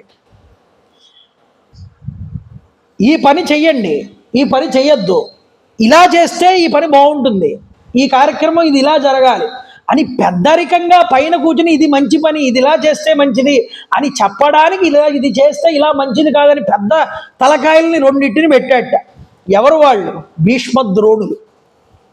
వాళ్ళకి ఆ పెత్తనం ఇచ్చాడు. అంటే ఇంటికి పెద్ద ఆయన ఒకడు ఉంటాడు, ఆయన సలహా తీసుకోవాలి. ఏదైనా ఒక శుభకార్యం చేసినా, ఏ పని చేసినా, అయ్యా ఇక్కడ ఏం చెయ్యాలి, ఈ పని ఎలా జరగాలి అంటే వాళ్ళు చెప్తారు. అందువల్ల వాళ్ళని పెట్టాడు, ఇది చెయ్యొద్దు, ఇది చెయ్యాలి అని చెప్పడానికి. చూడండి, ఉత్తమమైనటువంటి బంగారాన్ని, రత్నాల్ని రక్షించడం కోసం దానానికి ఎవరెవరు దానాలు చేస్తున్నారో ఆ దాన సామాగ్రిని ఏర్పాటు చేయడం కోసం కృపాచార్యుల వారిని అక్కడ పెట్టాట. అలాగే నకులుడి చేత ఆహ్వానించబడినటువంటి బాహ్లీక, సోమదత్త, ధృతరాష్ట్ర, జయద్రథులందరినీ కూడా, ఎవరు వీళ్ళందరూ? పెదనాన్నలు, బావైలును ఈ యొక్క ధర్మరాజుకి. వీళ్ళందరినీ ఇంటి యజమానుల కింద మీరు ఉండండి అని చెప్పాడు. అంటే మీదే శాసనం అంతా, ఇంటికి పెద్దల కింద మీరు నిలబడండి. అలాగా అంటే పెదనాన్న గారికి అంత పెద్ద పొజిషన్ ఇచ్చాడండి ధర్మరాజు. ధృతరాష్ట్రుడిని అలా కూర్చోబెట్టాడు. ఇక సర్వధర్మాలు తెలిసినటువంటి విదురుణ్ణి మొత్తము కూడా ఎంత ఖర్చు అవుతోంది, అన్న దాని గురించి నువ్వు ధన వ్యయం అంతా కూడా నీ చేతిలో పెడుతున్నాను. ఏమండి ఇంత డబ్బు కావాలి, వంట బ్రాహ్మణులు ఇంతమందిని తీసుకొచ్చావు, ఇంత సరుకులు వచ్చాయి, వీటికి ఇంత డబ్బు ఇవ్వాలి అంటే ముందు నువ్వు లెక్క వేసుకుని ఆ కోశాగారం నుంచి ఆ ధనం ఇప్పించాల్సిన బాధ్యత మీది అని విదురుడికి అప్పగించారు ఆ యొక్క ధన వ్యయం అంతా కూడా. ఇక దుర్యోధనుడు గాడు కనిపించాడు ఇలా తిరగగానే ఇటువైపు. మరి వాడికి ఏమి ఇవ్వాలి? వాడిని ఏదైనా చిన్న ఆహ్వానం దగ్గర లేకపోతే గేటు దగ్గర లోపల ఇక్కడ నిలబెట్టామనుకోండి, వాళ్ళందరికీ డబ్బు ఇచ్చి చేతిలో పెట్టి వాడమన్నాడు, నన్ను మాత్రం ఇలాంటి పనిలో నిలబెట్టాడని బాధపడతాడని వాడికి చాలా ఈగో ఫీలింగ్ ఎక్కువ అని తెలుసు ధర్మరాజుకి.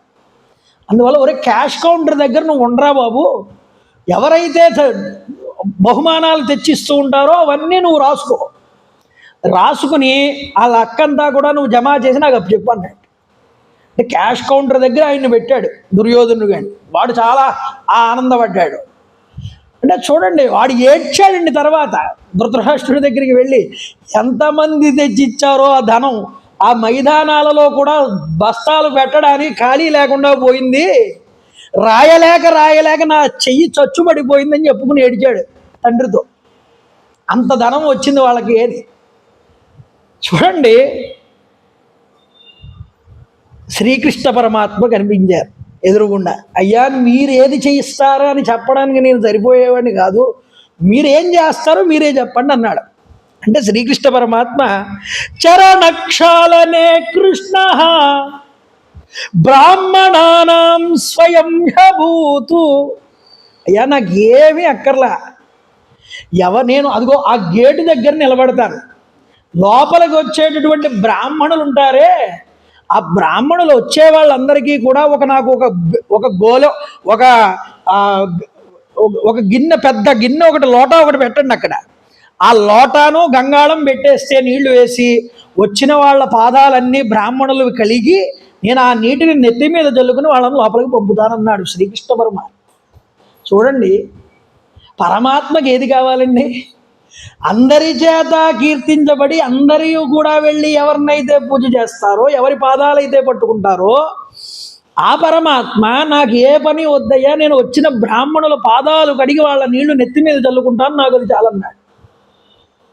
చూడండి, పోనీ అలా అని ఊరుకున్నాడా? ఆయన ఇంకో మాట అన్నాడు.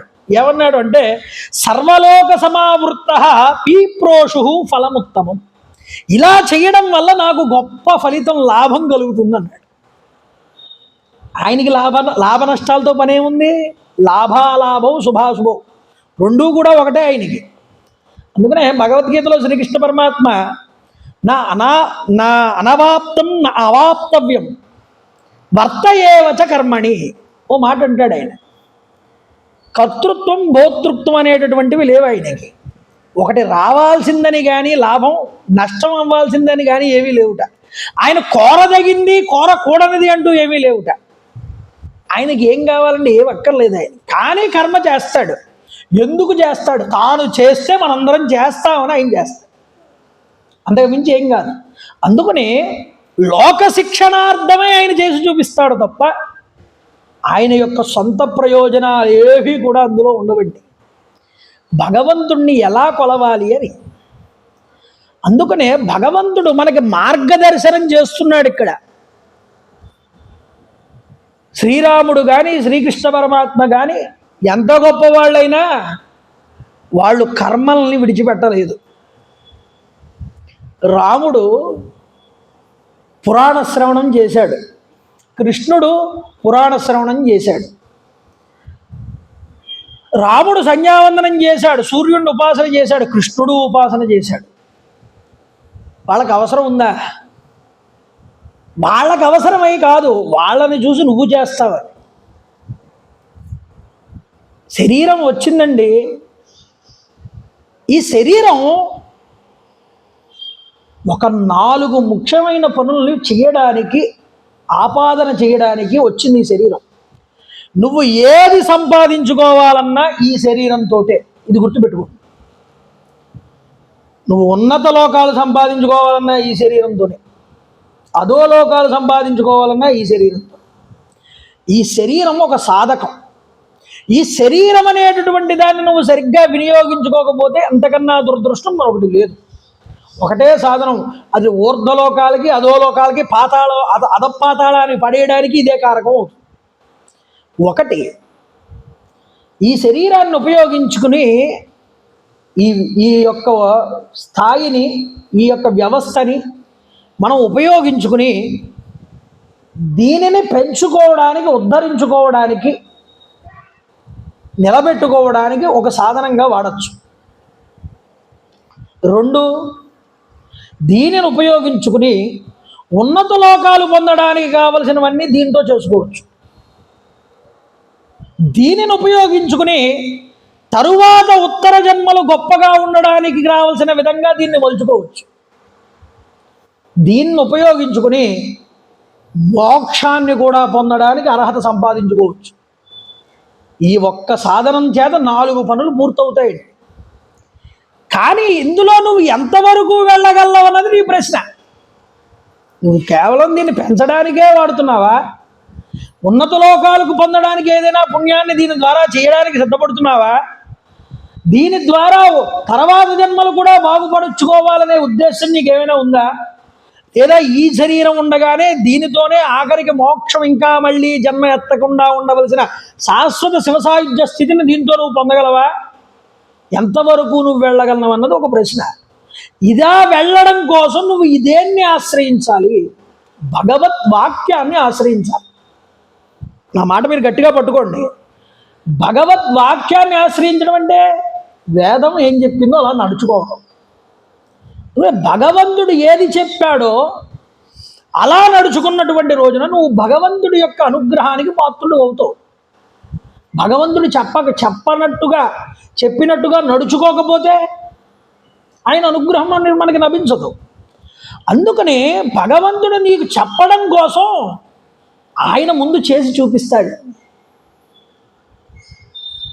ఎందుకని? మనిషికి వైరాగ్యం అనేటటువంటిది రావాలి, అప్పుడే మోక్షం. ఈ వైరాగ్యం ఎప్పుడు వస్తుంది? కర్మ నిష్కల్మషమైనప్పుడు, నిష్కామమైనప్పుడు. భగవంతుడు చెప్పినట్లుగా నువ్వు నడిస్తే పరమేశ్వరుడికి ప్రీతే ఉంటుందని మనం చేసే ప్రతి పనిలోనూ ప్రీతే. పరమేశ్వరముద్దిశ్య పరమేశ్వర ప్రీత్యర్థం. ప్రతి దాంట్లోనూ ఆ మాట ఉపయోగిస్తున్నాం కదా. నీ ప్రీతి కోసం ఎందుకు చేయట్లేదు? భగవంతుడి ప్రీతి కోసం ఎందుకు చేస్తున్నావు? భగవంతుడి యొక్క ప్రీతి కోసం చేస్తే నీ సంకల్పం నెరవేరుతుంది, నీ మనస్సు శుద్ధమవుతుంది. అందుకనే నిష్కామకర్మ అని చెప్పారు. నువ్వు భగవంతుడు ఎలా చెప్తే అలా నడుచుకుంటున్నావు అంటే నీ మనసు మలినాన్ని పోగొడుతుందండి. ఆత్మసాక్షాత్కారం జరిగిందండి అంటారు. ఆత్మసాక్షాత్కారం జరిగిందండి ఎలా జరుగుతుందండి? అద్దం ముందుకు వెళ్ళి నిలబడ్డావు అనుకోండి, మనకు కనిపించేది ఏమిటి? మన శరీరం కనిపిస్తుంది. ఇది ఆత్మ కాదు కదా, స్థూల శరీరం కనిపిస్తుంది. ఇది ఆత్మసాక్షాత్కారమా? మరి ఆత్మసాక్షాత్కారం అంటే ఏమిటండి? మనలోనే ఉంది మనస్సు. ఆ మనసు ఎక్కడుందో మనకి సైన్స్కి తెలియదు, చెప్పమంటే చెప్పలేదు. అసలు దాని వ్యవస్థలో మనస్సు అనేదే లేదు. మరి మనకి కాలు దగ్గర ఏదో చిన్నది ఇలా పాకినట్టు అనిపించింది, గోరు తగిలింది, వెంటనే అక్కడ సెన్సిటివ్గా వెంటనే అలా చూస్తాం. ఎవరిదో చెయ్యి తగిలింది ఇలా పిలక దగ్గర, ఇలా వెనక్కి తిరిగి ఎవర్రా ముట్టుకున్నదని చూస్తాం. ఇలా వెనకాల ఏదో చెయ్యి తగిలింది, ఇలా ఎక్కడ ఉందని చెప్తావు నువ్వు? మనస్సు ఎక్కడ ముట్టుకున్నా నీకు సెన్సిటివ్గా వెంటనే నీకు గుర్తు చేస్తుంది కాదు. ఈ మనస్సు ఉన్నదే, ఈ మనస్సు అనేటటువంటిది మలినమై ఉన్నది. ఈ మలినమైనటువంటి మనస్సుని శుభ్రం చేస్తే చక్కగా వాటికి ఏ విధమైనటువంటి కర్మలు కానీ, అటాచ్మెంట్స్ కానీ, ఏ విధమైనటువంటి మమకారాలు కానీ, కర్తృత్వాలు కానీ పెట్టకుండా దాన్ని పవిత్రం చేసుకోవాలి. దాని దృష్టిని కేవలం పరమాత్మ వైపు మళ్లించాలి. అందుకని పరమేశ్వరుడి ప్రీతి కోసం చేయాలి ఈ పని. నా కోసమని కాదు, నా ఆత్మ తృప్తి కోసమని కాదు, మనోతృప్తి కోసమని కాదు, ఇంద్రియ తృప్తి కోసం అస్సలే కాదు. ఇది భగవత్ ప్రేరణ, భగవత్ నిర్ణయం. ఆ నిర్ణయంలో భగవంతుడు చూపిన మార్గంలో నేను నడుస్తాను. నడిచినప్పుడు నాకేం జరుగుతుంది? మా మనస్సు, చిత్తం అనేటటువంటిది శుభ్రం అవుతుంది, మలినం పోతుంది. మలినం పోతే నీ యొక్క ఆత్మ నీకు స్పష్టంగా లోపల దృగ్గోచరం అవుతుంది. ఆ ఆనంద స్థితి యందు రమిస్తారు యోగులు. అందువల్ల ఈ మనసుతో అట్రాక్షన్ పెట్టుకోకూడదు, అటాచ్మెంట్ ఏది కూడా. అందువల్ల భగవంతుడు మనకి వైరాగ్య స్థితి దాకా తీసుకువెళ్ళేలాగా మనకి నిర్ణయం చేశాడు పనులన్నీ. ఆయన చెప్పినట్టు నడుచుకుంటే ఆ వైరాగ్యం వస్తుంది. ఏదో ఈ పురాణం ద్వారా వింటే ఆ గేటు దాటి అవతలకి వెళ్ళగానే అన్నీ పోతాయి, వైరాగ్యం అంతా అక్కడితో పోతుంది. కానీ భగవంతుడు చెప్పినట్టు నడిస్తే ఆ వైరాగ్యం నెమ్మది నెమ్మదిగా నీ మనసులో ఉద్దీపనం అవుతుంది. అందువల్ల భగవంతుడు చెప్పినట్టు చెయ్యడానికి ఎలా చేస్తే మనం, భగవంతుడు ఏం చెప్పాడో అందరికీ ఎలా తెలుస్తుంది? అందువల్ల తను ఆచరించి చూపించాడు భగవంతుడు. వాళ్ళ భగవంతుడు అందుకోసం చేస్తాడండి. ఆయనకి ఇది కావాలని కానీ, నాకు ఇది పొందాలని కానీ, నాకు ఇది లేదని కానీ ఆయనకి ఏమీ ఉండవు. కర్మని కర్మ కింద ఆచరిస్తాడు. ఇది నేను చెయ్యాల్సిన ధర్మం అని ఆచరించి ఇలా మీరు కూడా చెయ్యండిరా. భారతీ తీర్థస్వామి వారు చంద్రమౌళీశ్వర ఆరాధన చేస్తారు రోజు కూడా సాయంత్రం. చంద్రమౌళీశ్వర ఆరాధన చేయాల్సిన అవసరం ఆయనకుంది సన్యాసికి? సన్యాసి అయినా సరే ఆయన చంద్రమౌళీశ్వరుని ఎందుకు పూజ చేస్తున్నాడంటే ఆయన పూజ చేస్తున్నాడు కాబట్టి మనం కూడా చేస్తాం. 72 సంవత్సరాల వయసులో కూడా మోకాళ్ళు పట్టేసినా అది కూడా లెక్క చేయకుండా కూర్చుని గంటల తరబడి అలాగా చంద్రమౌళీశ్వరుణ్ణి పూజ చేయగలుగుతున్నారంటే, సాష్టాంగ నమస్కారం చేయగలుగుతున్నారంటే ఆ యొక్క అవసరం ఆయనకి ఏం పట్టింది? ఆయన కోసం కాదు, ఆయన్ని చూసి మనం నేర్చుకుంటామని. అందువల్ల భగవంతుడు మనకి మార్గనిర్దేశకత్వం చేస్తాడు. రాజసూయ మహాసభలందరినీ కూడా చూడాలని అక్కడికి వచ్చినటువంటి రాజుల్లో ఏ ఒక్కడూ కూడా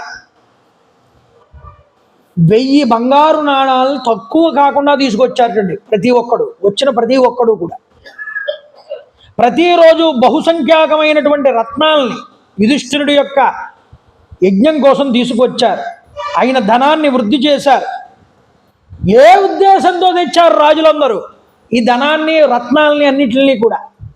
అంటే నేను తీసుకొచ్చినటువంటి ఈ 1 రూపాయి అయినా అది యజ్ఞంలో ఏదో ఒక కార్యానికి వినియోగిస్తాడు ధర్మరాజు అనేటటువంటి నమ్మకంతో తెచ్చారు. తెచ్చిన వాళ్ళందరూ కూడా ఆ ఆలోచనతో రాజులందరూ పోటీ పడ్డారు ఒకళ్ళ మీద ఒకళ్ళు, మేము ఇది ఇస్తాం, మేము అది ఇస్తామని. చూడండి, ధర్మరాజు అగ్నుల్ని స్థాపించి యజ్ఞశాలలో 6 అగ్నుల్ని భూరి దక్షిణలన్నీ ఇచ్చి యాగాన్ని ప్రారంభం చేశాడు. ప్రజలందరి కోరికల్ని సమృద్ధిగా తీర్చి యుధిష్ఠిరుడు సంతృప్తి కలిగించాడు. అన్నపానీయాలకి, తినుబండారాలకి లోటు లేదు ఎక్కడా కూడా. ఎవరికి ఆకలి అనేటటువంటిది లేదుట. ఆ యొక్క యాగం జరిగిన అన్ని రోజులు రత్న కానుకలు విరివిగా వచ్చి సమకూరే. మంత్రవేత్తలు చేసినటువంటి స్తుతులు, ఆద్యహోమాలు, తిలలు మొదలైన పదార్థాలతో ఇచ్చిన ఆహుతుల వల్ల దేవతాగణాలు కూడా తృప్తి చెందాయి. చూడండి, దేవతలు ఆహుతులతో సంతృప్తి పడ్డారు, బ్రాహ్మణులు దక్షిణల చేత సంతృప్తి పడ్డారు, అలాగే అన్న సామాగ్రి ధనాదులతో సంతృప్తి పడ్డారు. ఆ యజ్ఞంలో అన్ని వర్ణాల ప్రజలు కూడా ఆనందించారట. వీళ్ళు సంతృప్తి చెందారు, వాళ్ళు సంతృప్తి చెందలేదని ఎవరికీ లేదుట. రాజసూయాగంలో అన్ని రోజులు గడిచాయి. ఇక చివరి రోజు ఘట్టం వచ్చింది. చివరి రోజు పట్టాభిషేకం అని చేస్తారు. ధర్మరాజు అవమృత స్నానం చెయ్యాలి. చేసి పట్టాభిషిక్తుడు అవుతాడు. కూర్చోబెట్టి చక్రవర్తి పట్టాభిషేకం అంటారు దాన్ని. అంటే సార్వభౌమాధికారం వస్తుంది అతనికి. ఈ సార్వభౌమాధికారం జరగడానికి అవమృతం చేసి, మంత్రాశీర్వచనాలు చేసి, అక్కడ ఈ కార్యక్రమం క్రతువు మొదలు పెట్టే ముందు 6 పేర్లు చెప్పారండి. ఎవరు అంటే, మొట్టమొదట అర్హులు ఎవరైతే ఉంటారో వాళ్ళు ఋత్విక్కు, ఆచార్యుడు, సంయోక్త, స్నాతకుడు, ప్రియమిత్రుడు, రాజు. వీళ్ళ ఆరుగురిలో ఎవరో ఒకరిని అర్హత నిర్ణయించి ఇతడికి అర్ఘ్యప్రదానం ఇవ్వాలి మొట్టమొదట.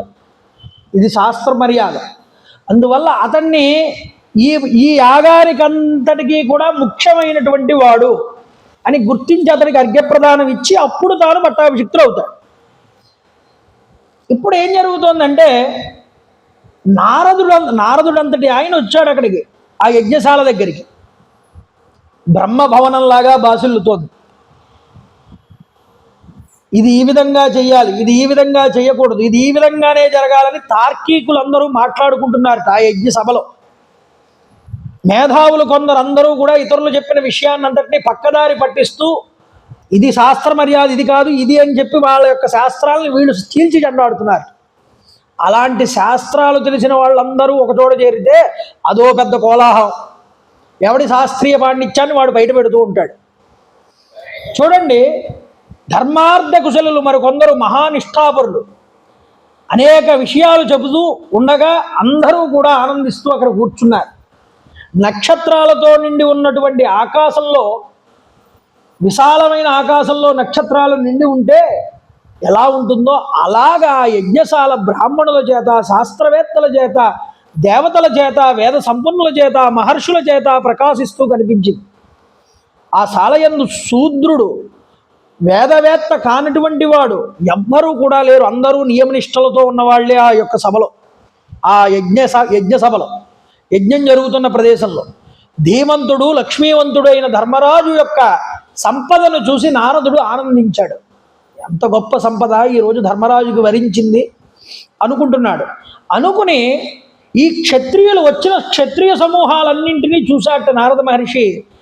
ఆయనకి ఒకరోజు దేవసభలో జరిగినటువంటి ఒక గొప్ప సభ గురించి ఆయనకి గుర్తొచ్చింది. ఒక్కసారి కళ్ళు మూసుకుని ఒకసారి ఆ సభను తలుచుకున్నట్ట నారదుల వారు.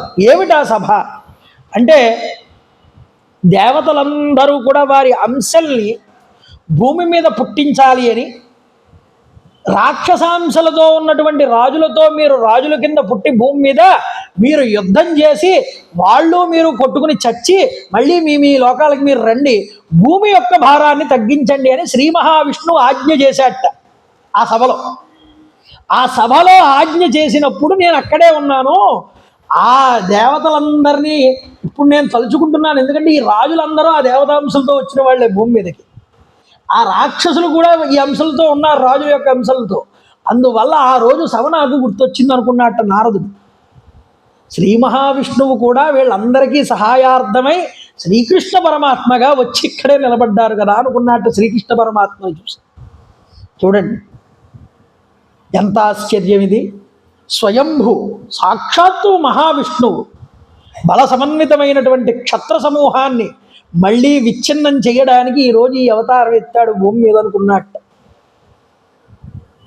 నారాయణుణ్ణి మనస్సులో ధ్యానం చేసి నారద మహర్షి వారు సగౌరవంగా కూర్చున్నారు సభలో. భీష్ముల వారు అన్నారట, నాయన రాజుల వారికి తగినట్లుగా సత్కారం చేయి వచ్చిన రాజులందరికీ. ఆచార్యుడు, ఋత్విక్కు, సంయోక్త, స్నాతకుడు, ప్రియమిత్రుడు, రాజు ఈ ఆరుగురిని పూజించదగిన వారు అని పిలుస్తారు. సంవత్సరానికి ఒకసారి వచ్చిన వాళ్ళ ఇంటికి వాళ్ళని భక్తితో పూజించాలి. అలాంటిది ఇన్ని సంవత్సరాల తర్వాత నువ్వు ఈ యాగం చేస్తే ఇక్కడికి వీళ్ళందరూ వచ్చారు, ఇంకెంత గొప్పగా వాళ్ళని పూజించాలి నువ్వు. కాబట్టి నువ్వేం చేస్తావంటే ఒక్కొక్కరికి విడివిడిగా అర్ఘ్యం తీసుకురా. ఈ ఆరుగురిని సెలెక్ట్ చేయి ఉన్న వాళ్ళల్లో. ఇందులో ప్రప్రథమ స్థానం ఎవరికి ఇస్తావో వాళ్ళని నువ్వు ఎంచుకో అని చెప్పాడు. అంటే అప్పుడు యుధిష్ఠిరుడు అన్నాడు, అయ్యా భీష్మ పితామహ, ముందుగా అర్ఘ్యం ఇవ్వదగినటువంటి వారు ఎవరో కూడా నువ్వే చెప్తే నాకు బాగుంటుంది అనిపిస్తుంది. ఆయన నిర్ణయం తీసుకోలేదు, పెద్ద దిక్కు ఆయనే కదా, భీష్ముడేగా. మీరే చెప్పండి ఎవరికి అర్ఘ్యం మొట్టమొదటి ఇవ్వాలో మీరు చెప్తే వారికి నేను అర్ఘ్యం ఇస్తాను. అంటే వెంటనే ఆయన అన్నాడు, అమన్యత తథా కృష్ణం ఆర్షణీయ తమం భువి. మనసులో శ్రీకృష్ణ పరమాత్మను తలుచుకున్నట్ట భీష్ముడు. తలుచుకుని అంటున్నట్ట, ఏష హేషాం సమస్తానాం తేజోబల పరాక్రమై మధ్యే తపన్నివాభాతి జ్యోతిషామివ భాస్కరః అసూర్యమివ సూర్యేణ నిర్వాతమివ వాయున భాసితం హ్లాదితం జైవ కృష్ణే వేదం సదోహిన.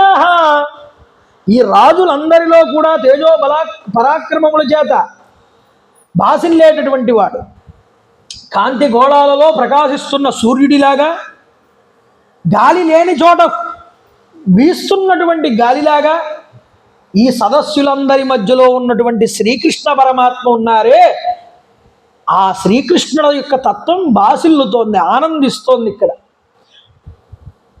ఆ శ్రీకృష్ణుడికి అర్ఘ్యం ఇవ్వమన్నట్టు భీష్ముడు వెంటనే చూడండి, భీష్ముడి చేత అనుమతించబడి ప్రతాపవంతుడైనటువంటి సహదేవుడు అర్ఘ్యపాత్రని పట్టుకుని తీసుకుని వచ్చాడు ధర్మరాజు దగ్గరికి.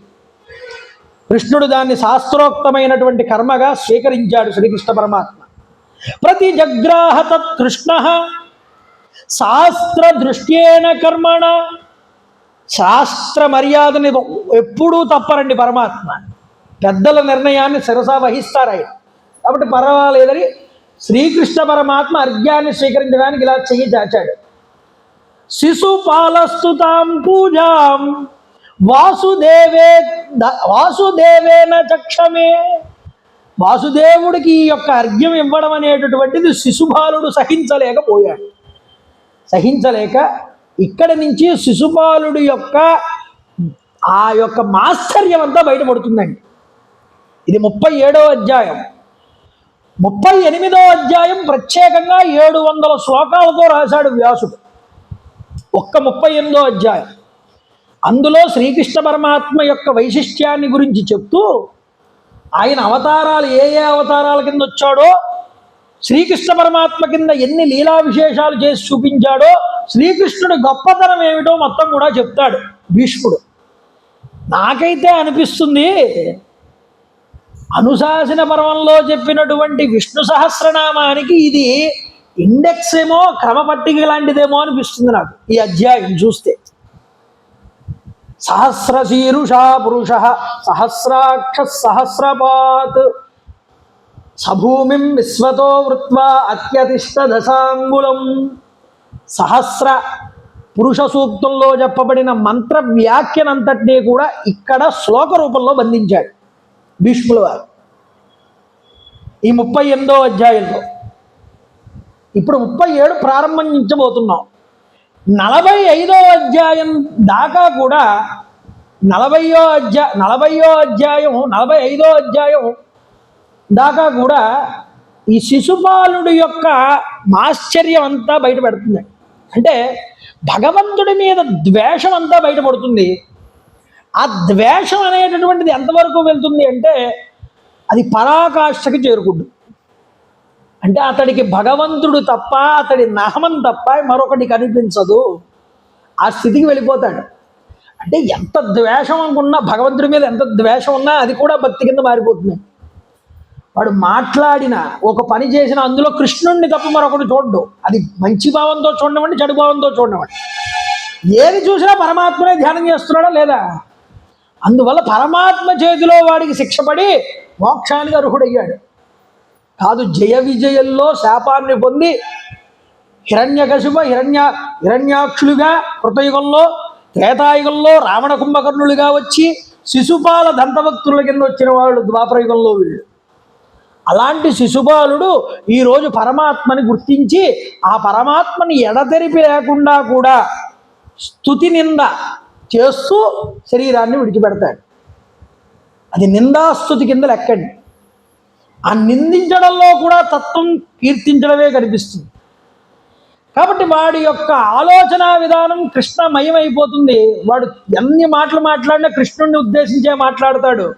తిట్టినా సరే ఆ తిట్లన్నీ పరమాత్మ లెక్క వేసుకుని సమయం అయిన వెంటనే ఆ యొక్క శిశుపాలుని వధ చేస్తారు.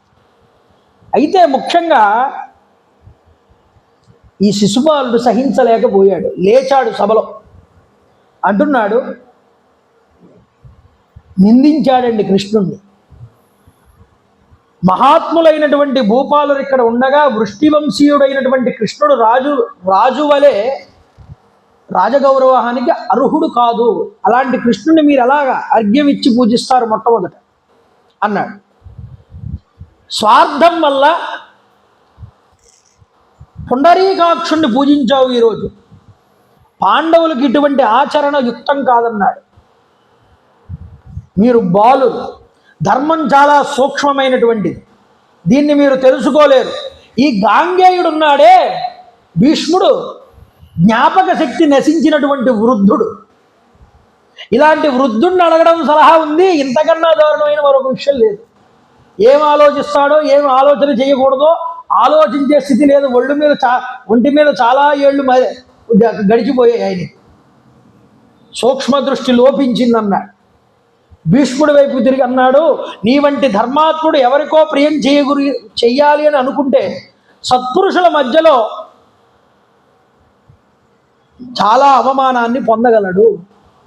నువ్వు ఎవరికో ప్రియాన్ని చేద్దామని వాడికో సలహా ఇచ్చావు. ఆ సలహా వల్ల నువ్వు ఈరోజు ధర్మరాజు అందరి దృష్టిలో అవమానాన్ని పొందాడు అంటున్నాడు. ఎందుకు అవమానాన్ని పొందడం? లేకపోతే కృష్ణుడిని పూజించమన్నాం ఏమిటయ్యా నువ్వు? ఇంకెవరూ లేరా గొప్పవాళ్ళు పెద్దవాళ్ళు ఇక్కడ? ఈ కృష్ణుడే దొరికాడా అంటున్నాడు. చూడండి, భూపాలురందరి మధ్యలో రాజు కాదు నిజానికి శ్రీకృష్ణుడు, యదువంశంలో ఒకడు. అలాంటి రాజు కానటువంటి కృష్ణుడిని మీరు పూజించిన విధంగా పూజించి రాజగౌరవానికి మీరు ఎలా అర్హతని ఇస్తారు అతనికి అని నిలదీశాడు.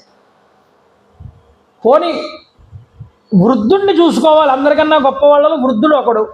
శ్రీకృష్ణుడు ఏమైనా వృద్ధుడా? పోనీ శ్రీకృష్ణుడు వృద్ధుడే అనుకుందాం, అతనికి తండ్రి లేడా వసుదేవుడు? ఆయనకి చేయొచ్చుగా. పోనీ వాసుదేవుడు నీకు చాలా ప్రియం అయితే ఇంటికి తీసుకెళ్ళి కూర్చోబెట్టి సన్మానం చేయి. ఇంత మమ్మల్ని అందరినీ పిలిచి మా అందరూ ఎదురుకుండా అతన్ని పూజించి మమ్మల్ని అవమానించకన్నాడు. చూడండి, అంతకంటే ముఖ్యుడైన ద్రుపద మహారాజు గారు ఉన్నారు. ఆయన ఉండగా కృష్ణుడు ఎలా పూజార్హుడు అవుతాడు? అలా కాక కృష్ణుణ్ణి ఆచార్యుడిగా భావన చేశావు అంటే నువ్వు ద్రోణాచార్యుడు ఉండగా కృష్ణుని ఎలా పూజిస్తావయ్యా అంటే మిగతా వాళ్ళని కూడా రెచ్చగొడుతున్నాడండి మాటలతో. అంటే ఎదుటివాడి అహంకారాన్ని కూడా వీడు ఉపయోగించుకుంటున్నాడు. కృష్ణుణ్ణి ఋత్విక్ అనుకుందాం. పోని ఒక ఋత్విక్కుగా భావిస్తే వ్యాధవ్యాసుడే ఉన్నాడు, అందరికన్నా పెద్ద ఋత్విక్. ఇక్కడ ఆయన బ్రహ్మత్వంలో కూర్చున్నాడు, ఆయన్ని పూజించాలి, ఆయనకి అర్ఘ్యం ఇవ్వాలి. ఆయనకి ఇవ్వకుండా కృష్ణుడికి ఇస్తానంటావేమిటి నువ్వు? ఆలోచించు. పురుషోత్తముడైనటువంటి స్వచ్ఛంద మరణం కలిగినటువంటి భీష్ముడు అందరికన్నా వృద్ధుడు. ఇక్కడ పోనీ భీష్ముడికి ఇచ్చావా? ఇవ్వలేదు. అందరికన్నా సర్వశాస్త్ర విశారదుడు, వీరుడు అశ్వత్థామన్నాడు, ఆచార్యపుత్రుడు. పోనీ ఆయనకైనా ఇవ్వచ్చుగా. ఇంకెంత దిగజారుస్తాడో చూడండి కృష్ణుణ్ణి. రాజేంద్రుడైనటువంటి దుర్యోధనుడు ఉన్నాడు, అభిమాన ధనుడు, ఆయనకి ఇవ్వచ్చు. పోని ఆయన రాజు కాబట్టి. భరతవంశానికి ఆచార్యుడైన కృపుడు ఉన్నాడు, కృపుడుండగా ఆ కృష్ణుడిని ఎలా అర్చించావయ్యా? కింపురుషులకు ఆచార్యుడైన ద్రుముడు అనేవాడు ఉన్నాడు, ఆయన్ని అర్చించకుండా కృష్ణుడిని ఎందుకు అర్చించావు? పాండురాజుతో సమానుడైన జయంప సఖ్యం కానటువంటి భీష్మకుడు ఉన్నాడు, ఆయన్ని పూజించచ్చుగా. పోనీ అతని కొడుకు రుక్మి వీరశ్రేష్ఠుడు, వాణ్ణి పూజించచ్చుగా. ఎందుకంటే రుక్మిగాడిని సగం గుండు కొరికాడండి రుక్మిణీ కళ్యాణంలో శ్రీకృష్ణ పరమాత్మ. ఆ కక్ష కూడా ఉంది వీడికి, శిశుపాలుని ఓడించాడు. అందువల్ల రుక్మిగాడిని కూడా తీసుకొచ్చి కృష్ణుడి కన్నా అధికంగా చూపిస్తున్నాడు ఇక్కడ వాడి మాటల్లో. చూడండి, మద్రదేశాధిపతి శల్యుడు ఉన్నాడు. కృష్ణుడు ఎలా అయ్యా? రాజుల్లో బలవంతుడు, బ్రాహ్మణ శ్రేష్ఠుడు, పరశురాముడి యొక్క ప్రియ శిష్యుడు కర్ణుడు ఉన్నాడన్నాడు. కర్ణుడు ఉండగా కృష్ణుడిని ఎలా పూజిస్తావు నువ్వు? అంటే వాడి ఉద్దేశంలో కృష్ణుడి కన్నా వీళ్ళందరూ గొప్పవాళ్ళు అని చెప్పడం. చూడండి, మధుసూదనుడు కృష్ణుడు ఋత్విక్ అనేవాడు కాదు, ఆచార్యుడు కాదు, రాజు కాదు. మరి ఏది చూసి నువ్వు కృష్ణుడికి యొక్క అర్ఘ్యాన్ని ఇచ్చావు? మొట్టమొదట చెప్పు. ఏమయ్యా? ఏదో ధర్మరాజుకి మేము భయపడిపోయి, భయం వల్ల, ఏదో లోభం వల్ల అతడికి మేము కప్పాలు చెల్లించలేదు. ధర్మరాజు ధర్మాత్ముడని, ధర్మంగా రాజ్యాన్ని అంతటినీ పరిపాలన చేయగలిగేటటువంటి ఉంది కాబట్టి ఆ శక్తి అతనికి మేము అందరం ప్రోత్సహించాము. అతన్ని చేయవయ్యా రాజసూయాగం, మేము మీ వెనకాల ఉంటామని అని అన్నాం. అంత మాత్రం చేత మేమందరం తక్కువైపోయిన వాళ్ళం కింద లెక్క. ఈరోజు ఇంతమందిని వదిలేసి నువ్వు కృష్ణుని పూజిస్తావా అని అడుగుతున్నాడు. చూడండి, రాజసభలో రాజలక్షణాలు అనేటటువంటివి లేని ఈ కృష్ణుణ్ణి అర్ఘ్యంతో పూజించవు. ఇంతకన్నా అవమానం ఇంకేముంటుంది? ధర్మరాజుకు ధర్మాత్ముడు అనేటటువంటి కీర్తి కలిగింది. కాకుంటే ధర్మచ్యుతుడైనటువంటి కృష్ణుడికి ఇటువంటి రాజార్హమైన గౌరవాన్ని ధర్మాత్ముడు ఎవడూ కూడా చెయ్యడు కదయ్యా. ఇప్పుడు నీ ధర్మాత్ముడు అనే నీ బిరుదు కూడా పోయింది అని ధర్మరాజుని నిందించాడు. ధర్మాన్ని తప్పిన వాడుట శ్రీకృష్ణుడు ధర్మచ్యుతుడు అన్నాడు. చూడండి, దురాత్ముడు ఈ కృష్ణుడు. ఈ దురాత్ముడైనటువంటి ఈ కృష్ణుడు మునుపు జరాసంధుడిని కావాలని దగ్గరుండి చంపించాడు భీముడి చేత. ఆ చంపించాల్సిన అవసరం ఏముంది? ధర్మాత్మతకు దూరం చేయబడింది. ఈరోజు ధర్మరాజు నుంచి ధర్మం అనేది పోయింది దూరంగా అన్నాడు అందరూ ఎదురుకుండా. కృష్ణుడికి అర్ఘ్యం ఇవ్వడం ద్వారా తన కార్పణ్యాన్నంతటినీ కూడా చూపెట్టాడు. ధర్మరాజు వాళ్ళని చూపించాడు. మాధవ, కుంతీ కుమారులు భయపడిన వారు, కృపణులు, దీనులు, నువ్వు ఎటువంటి పూజకి అర్హుడువో నువ్వైనా వారికి తెలియజేయి. నీకు అర్హత ఉందో లేదో నువ్వే చెప్పు వాళ్ళకి అని కృష్ణుడితో అంటున్నాడు. చూడండి, నువ్వైనా నీకైనా బుద్ధి ఉండాలి కదా. వాళ్ళు ఇచ్చారే అనుకో, నీకు అర్ఘ్యం తీసుకొచ్చి అసలు దాన్ని నువ్వెలా అంగీకరించావు? అసలు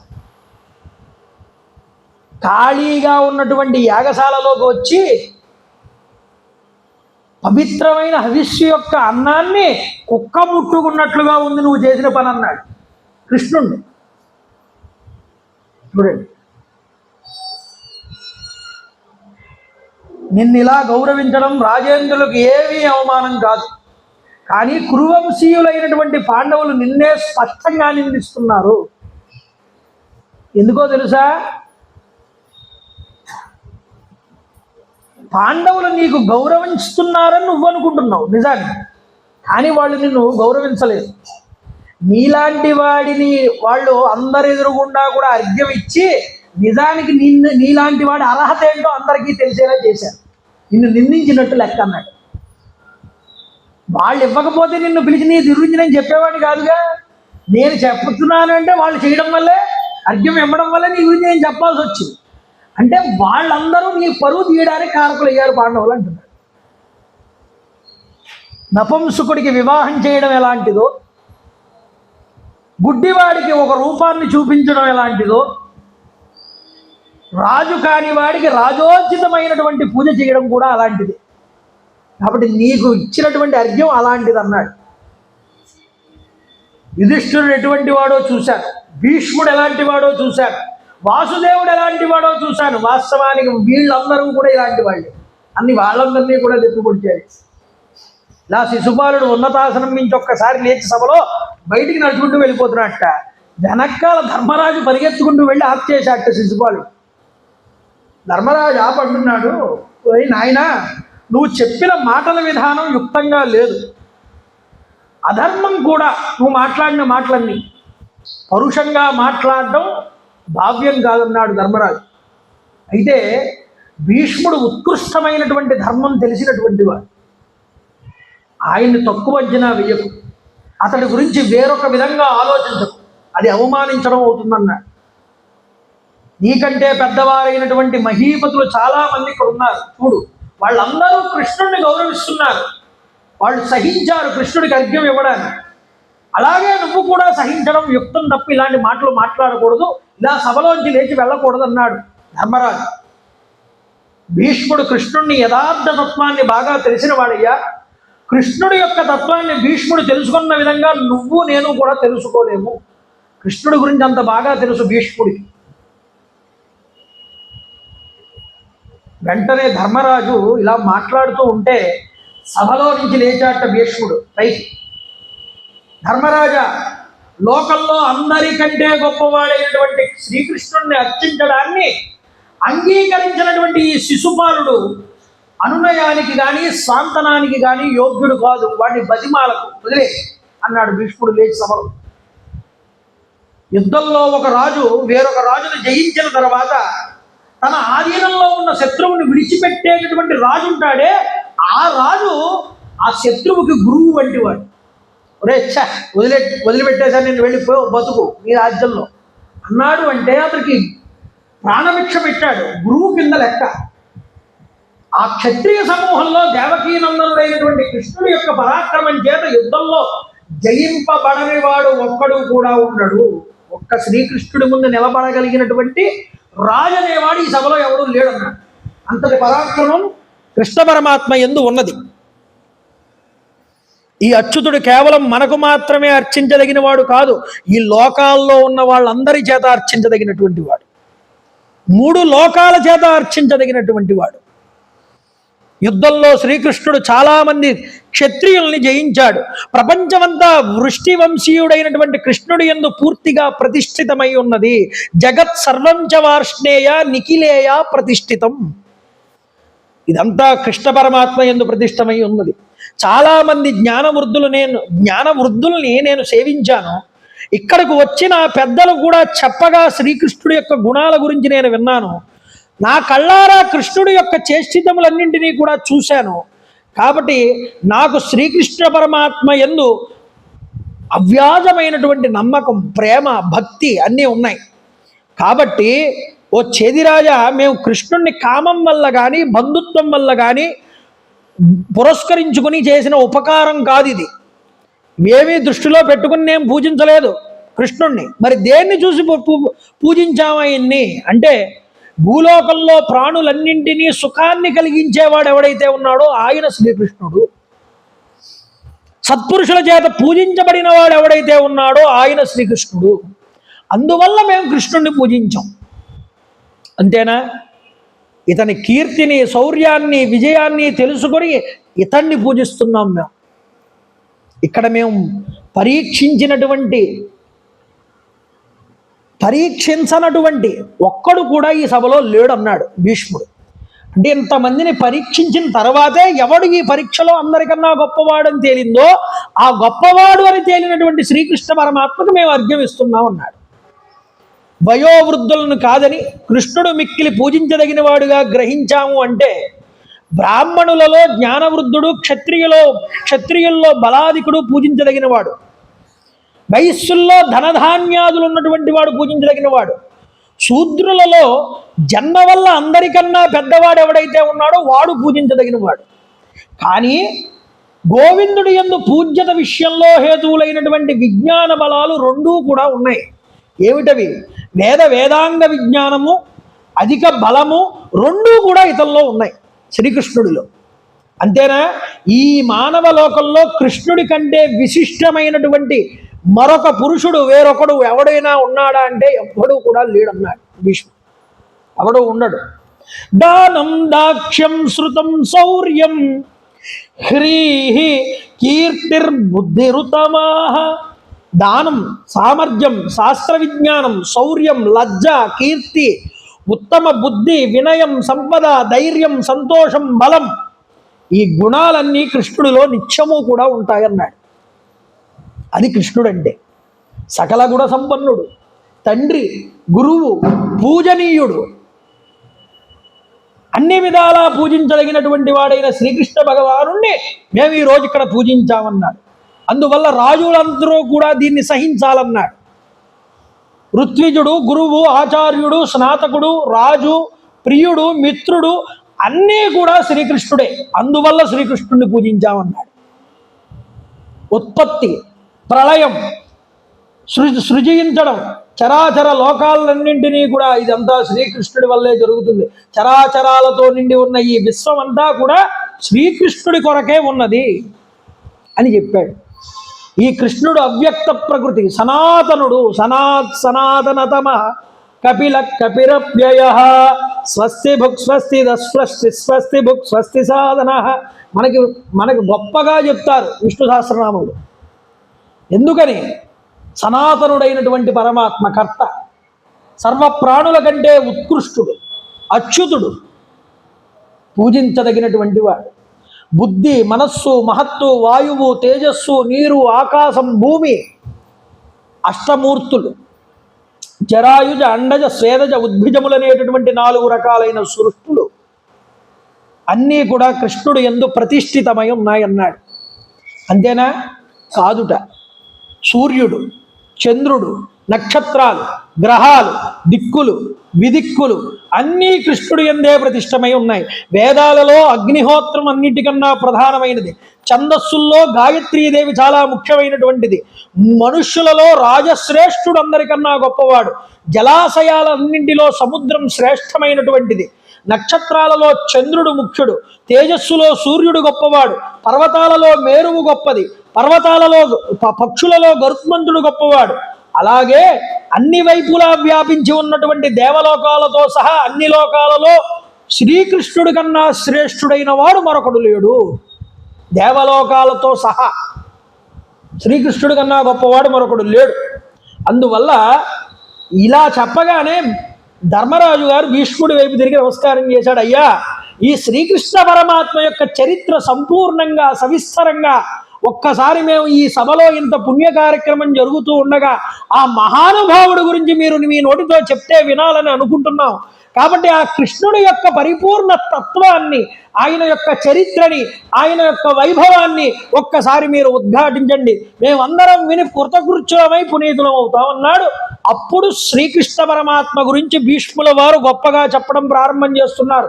1 కాదు 2 కాదు 700 శ్లోకాలతో శ్రీకృష్ణ పరమాత్మ గురించి చెప్తాడండి. అది ఏమిటన్నది రేపన్నటి రోజున 6:30 మళ్ళీ ప్రాంగణం దగ్గరికి వచ్చినప్పుడు మనం తప్పకుండా చెప్పుకునేటటువంటి ప్రయత్నం చేద్దాం. అంత గొప్పదైనటువంటి పురాణ ప్రవచనంలో భాగంగా ఈరోజు ఎల్లజ్యోత్సుల ఉమామహేశ్వరి గారి యొక్క జ్ఞాపకార్థంగా వారి యొక్క సోదరుడు అనంత్ గారు ఈరోజు ఇక్కడ ఈవిడ్ని తలుచుకుంటూ ఈ పితృ కార్యక్రమాల యొక్క రోజుల్లో ఈ యొక్క కార్యక్రమాన్ని ఏర్పాటు చేయడం జరిగింది. కాబట్టి వారిని ఒక్కసారి ఈ సభా ప్రాంగణంలో తలుచుకుంటూ ఇలాంటి యొక్క కార్యక్రమాలు వాళ్ళ యొక్క వంశములో ఆధ్యాత్మిక చింతన అనేటటువంటిది అభివృద్ధి జరుగుతూ ముందరికి నడవాలి అని కోరుకుంటూ నేను స్వస్తి చెప్తున్నాను. మంగళాసాధన పరై పదాచార్య పురోమై సర్వైశ్చ పూర్వైరాచార్యై సకృతాయాస్తు మంగళం. కాలే వర్షతు పర్జన్య పృథివీ సత్యశాలిని. జై గురుదేవ దత్త.